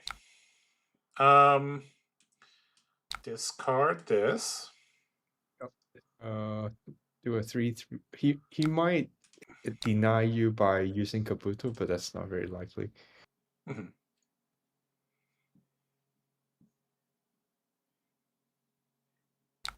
Yeah, it's very unlikely. You're still in the game, even though of the we drew discarded Nimblism, which is like the Nimby is not totally trash because you get to attack for 3 with that arsenal. Yeah, why not? Yeah, so it's fine. okay. It's fine. Yeah. It's on rate, sort of. It's on rate, yeah. Why it's a little bit? It says you may search, but it just went and searched. So it shuffled our deck, which I guess is okay. You can search. What I'm saying is it shuffled our whole deck, which I guess is okay because now our Reckless Swings are coming back. No, the shuffling is impactful, actually. You want to shuffle. Okay. All right. We could really use another Blood Rush Bellow. That would be very useful. Yeah. Okay, this is a very threatening turn. Yeah. Generally, I advocate for blocking Spoils of War turns. Yeah, give it more might. Block with the Swing Big and Apex, so you can interrupt. Mm-hmm. Please don't have Blade Flurry. You're such a good read. Nothing we can do about it. All right, have your 2 copper, sir. Yeah. Such a good read. Okay, so we could... Safe to swing with. Yeah, I feel like we should block this to deny copper. So here. And yeah, in case if you use it, you can swing big it for 10 and save it for better deal. Mm-hmm. He's not buffing it, so you can disrupt. So I feel like we're supposed to send the send packing and not the swing big because he'll just block 3 cards, dynamos, and then come back at us. So yep. Goodbye, Shelter. No, he can block it out and then shelter, but you know that he has a shelter, so it's kind of clunky. Yep.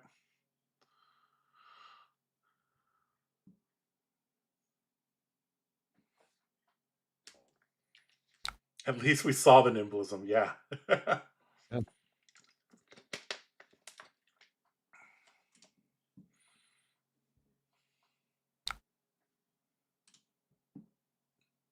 Ooh. We have 2 tear limb from limbs. All right, Pops gold, unsheathed. A very, very clean turn. Gonna get to arsenal the shelter. Okay. Are we supposed to block with Trot Along and then play Tear Limb from Limb, pitching Tear Limb from Limb? We'll hit for 16 if you succeed, but you can also hit for 14 and then set the Tear Limb from Limb for next turn if you survive. So you can bam claw 8 and hit for 14 and arsenal the Tear Limb from Limb and set it for next turn. So kind of thing in 2 turns. How does Bam Bam have go again? It gives you it in your turn. You use the Bam Bam and then it activates your claw. Huh? So instant. Oh, you're gonna discard what? Yeah. That's how you use the Bam Bam. This is Mighty Wind Up. That isn't Mighty. Yeah, it's a wind up with no effect. It's hit and run. Yeah. Okay, so you want to go hit. Okay, so you want to discard this, pitch Trot Along for the claw. Yeah. Tear Limb from Limb, pitching the other Tear Limb from Limb. See what we get. Swing big. There are two lines. 2 to 3 lines. So if in your turn you can claw and then Bam Bam, and you can either claw again and then hit for 8, or you can play Tear Limb from Limb for with 60% success to do a 16 damage. Kind of like that. Start with the claw and then discard this in reactions. Yeah, with instant speed. Oh, intimidate first. Oh, sorry. Right, KO never does this because he doesn't have the ability to.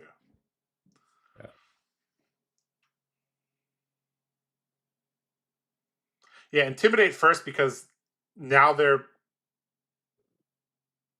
If I let them block first, that means they are less likely to block with the remaining cards. So intimidating those doesn't matter as much. Yeah, so this kind of bait out the Kabuto. So you have 2 options.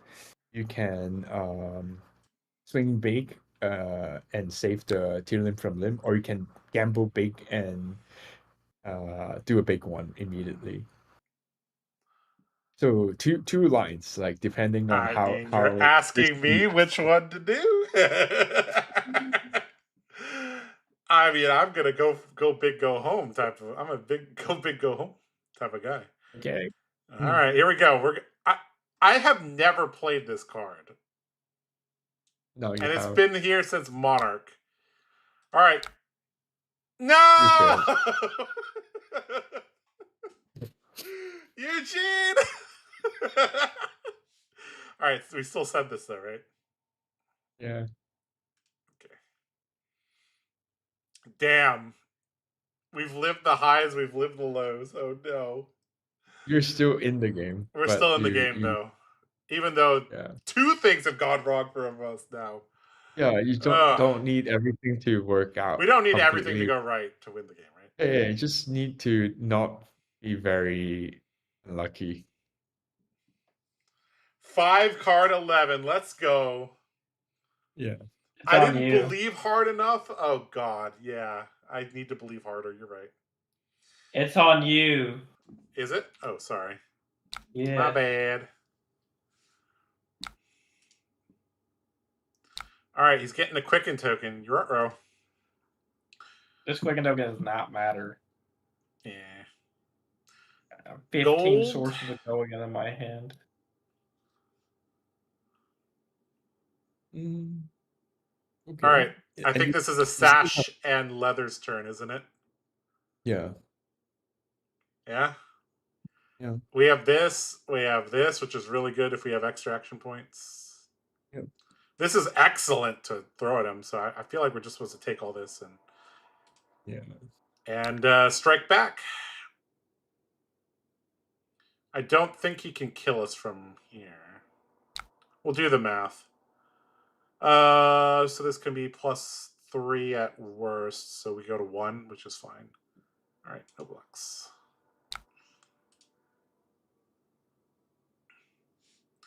All right, Eugene.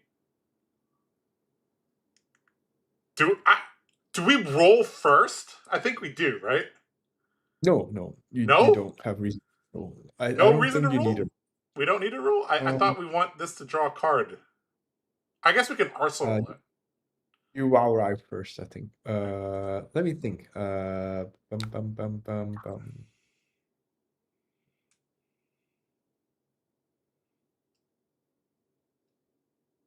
Yeah, you wow right first. Draw, discard. Ooh! Ooh! Ooh! Ooh, baby! We gaming today. This is the second time we've done that. Yeah. Third time, actually, if we count all the times today. Oh, boy. What's up, Shoma? Nice to see you here. Oh, boy. Okay, so now we just rip this and go, right? Yeah. I mean, there's yeah, okay. Or do we Then roll? double. Is there no way we to roll, right? All right. No. We just played Blood Rush Fellow. All right, here we go. Last Blood Rush Fellow. Let's go. Come on. Intimidate. Okay. Ooh. Okay. So we can claw into Agile Windup if we want. Right? Yeah. Okay. I don't think this kills him. 5 into 8. He has 1. Oh, I think he dies. It's exact lethal. No. Oh, it depends what's his arsenal, yeah. Yeah. All right. Are you dead? Reactions? No reactions. Let's go. We did it. Yeah. Oh my god, Brute is so fun. Oh my god. Yeah, the NIMBY saved the day in a weird way. In the end, yeah, NIMBY shuffled the deck, which got us. Oh my god. No, the NIMBY hit the 3 damage and then was the deck. In a very yeah, it actually dealt like 3 extra damage there. Oh, that's so crazy. yeah. Let's In a very go. Oh, that's so crazy. Exactly evil there as well. Oh boy. All right. Yeah. Okay. Well, this is where Eugene, you give your critiques, opinions on how I did, and Damien also give your critiques, opinions on how I did, and we go from there. I think and I'll make a poll in chat. You're becoming the best Rhinar player to be soon. Like you might just change class now, I think. I do have a lot of fun with KO and Rhinar by far. Josh confirmed as a degenerate gambler. I mean, yes. It's just like you've been doing so well. Like win 3 out of 3, and I hope people will start pick up more Rhinar and believe that it's the best brute. And well, the other brutes are also very fun, but I think this is more fun. Yeah. Oh, KO is fun, but Reinhardt is another level of like finesse. Like you don't like if you draw discard with KO, you're like 95% to succeed. Here it's like, oh, I don't know what the game is gonna do. Like we had real highs, then we drew discarded our nimblism, then we failed to go again on our wild ride, but then we drew into Blood Rush Bella twice, so I don't know. Well, like I say, you've been so hopeful over the whole game. You maintained if you backtrack to your whole game throughout the whole game, I feel like besides you enjoying the whole game and having fun, there is an element of hope with it. Like there's always something that you're hoping for, and Yes. whether or not you hoped and got it, or hope and you not got it, like at least you have a Had some chance good to fun. hope for something. Yeah. Yeah, and Yeah. a lot of fun in between, Mhm. and a lot of NIMBY moments, discard moments, Yeah. screams and shouts, Yeah. and 3 victories. 3 victories. Yeah. I mean, this is why people love to see you play this hero on camera, is because, Yeah. well, you're probably going to roll Scabskins at least twice during the game. You're going to draw a discard with, you know, sometimes you draw a discard with a miss in your hand, and you're just going to do it. So Yeah, so people will always be entertained. Uh, I know, yeah. and you win and you do well. Like it's Yeah. not only show, and it's very Mhm. underappreciated. Like you did win. Like as Yeah. the first time player, you won all 3 games. Yeah, I won 3 games. I did get a lot of help from you, to be fair, but yeah. All right, Damien, you've been on the other side of this beatdown the whole night. I'm sorry. How have you felt about the 3 games we played? You've been okay. Maybe take a little bit though. Can't rely on Eugene for everything. That's true. I was relying on Eugene a decent amount, but I did call out the lines. I tried to call out the lines, and then eventually he would say, "I could see both ways." I And don't I know. was like, You couldn't see "Oh, the hit and runs of the you couldn't see the hit and runs of the deck, so I don't yeah, know yeah." how screwy it He was. had to point that out to me at game 1. I was like, "Oh shit, Mighty wind up his hit and run." Okay, I get it now. uh, yeah. You may be a warrior by choice, but you are a brute by heart. Accept your fate. Hey, Yeah. part of playing Dorinthia very well, you gotta. I always say this about warriors: you gotta be a little bit angry when playing warrior. You're supposed to be disciplined, but you have to have that little bit of fire, that little bit of rage inside you. Very important. Because when you see blood, you got to push your advantage. Is Eugene going to calling Seattle? Somebody asks. I might. I Mr. just Worldwide always goes. Yeah. well, I'll be in Philadelphia. Yep, for sure. Yep. Yeah. We will both be in Philadelphia. So if you see either one of us, come up and say hi to us. All right. Well, we'll kind of wrap things up, Eugene. It looks like the chat has given me a pass. You have given me a pass. And Damien has given me a pass. So I presume we have passed 0 to 60 Rhinar. Well done. Eugene, yeah, you've done very well. thank you. I had a good teacher and a good coach. So uh, I know you have a Patreon and you do coaching. Why don't you let the people at home know a little bit about where to find you, they can contact you, and all that? Oh yeah, I just started a Patreon last month, so there's a lot of people who support it, and thanks for the support. So I've done some coaching, and I feel people really enjoy playing Rhinar, and I hope it's being understood more better. So if you want, you can reach out to me for coaching. Like I'm happy to help. Yep. On Discord, Twitter, they can walk up to you at On an event. either way, like Yeah. or we can just I can always share with you some tips, and Mhm. you can also find me on Patreon. Send me a message or Yep. DM me on Twitter or something like that. There Yeah. you go. Yep. That's the way to do it. All right. Well, I guess I will post this in the chat once more for people. I'm not sure what this week has in store for you guys in terms of streams. I don't know if Nathan or Ed or Will are streaming, but we should have our official tier list, not our meme tier list. We should have that out sometime early next week for you guys to view. That's going to be a colossal project, probably 4 hours at least, but it's a tradition at this point, and we'll get that out for you guys. Yeah, come say hi to Eugene and I at Worlds. We're friendly people.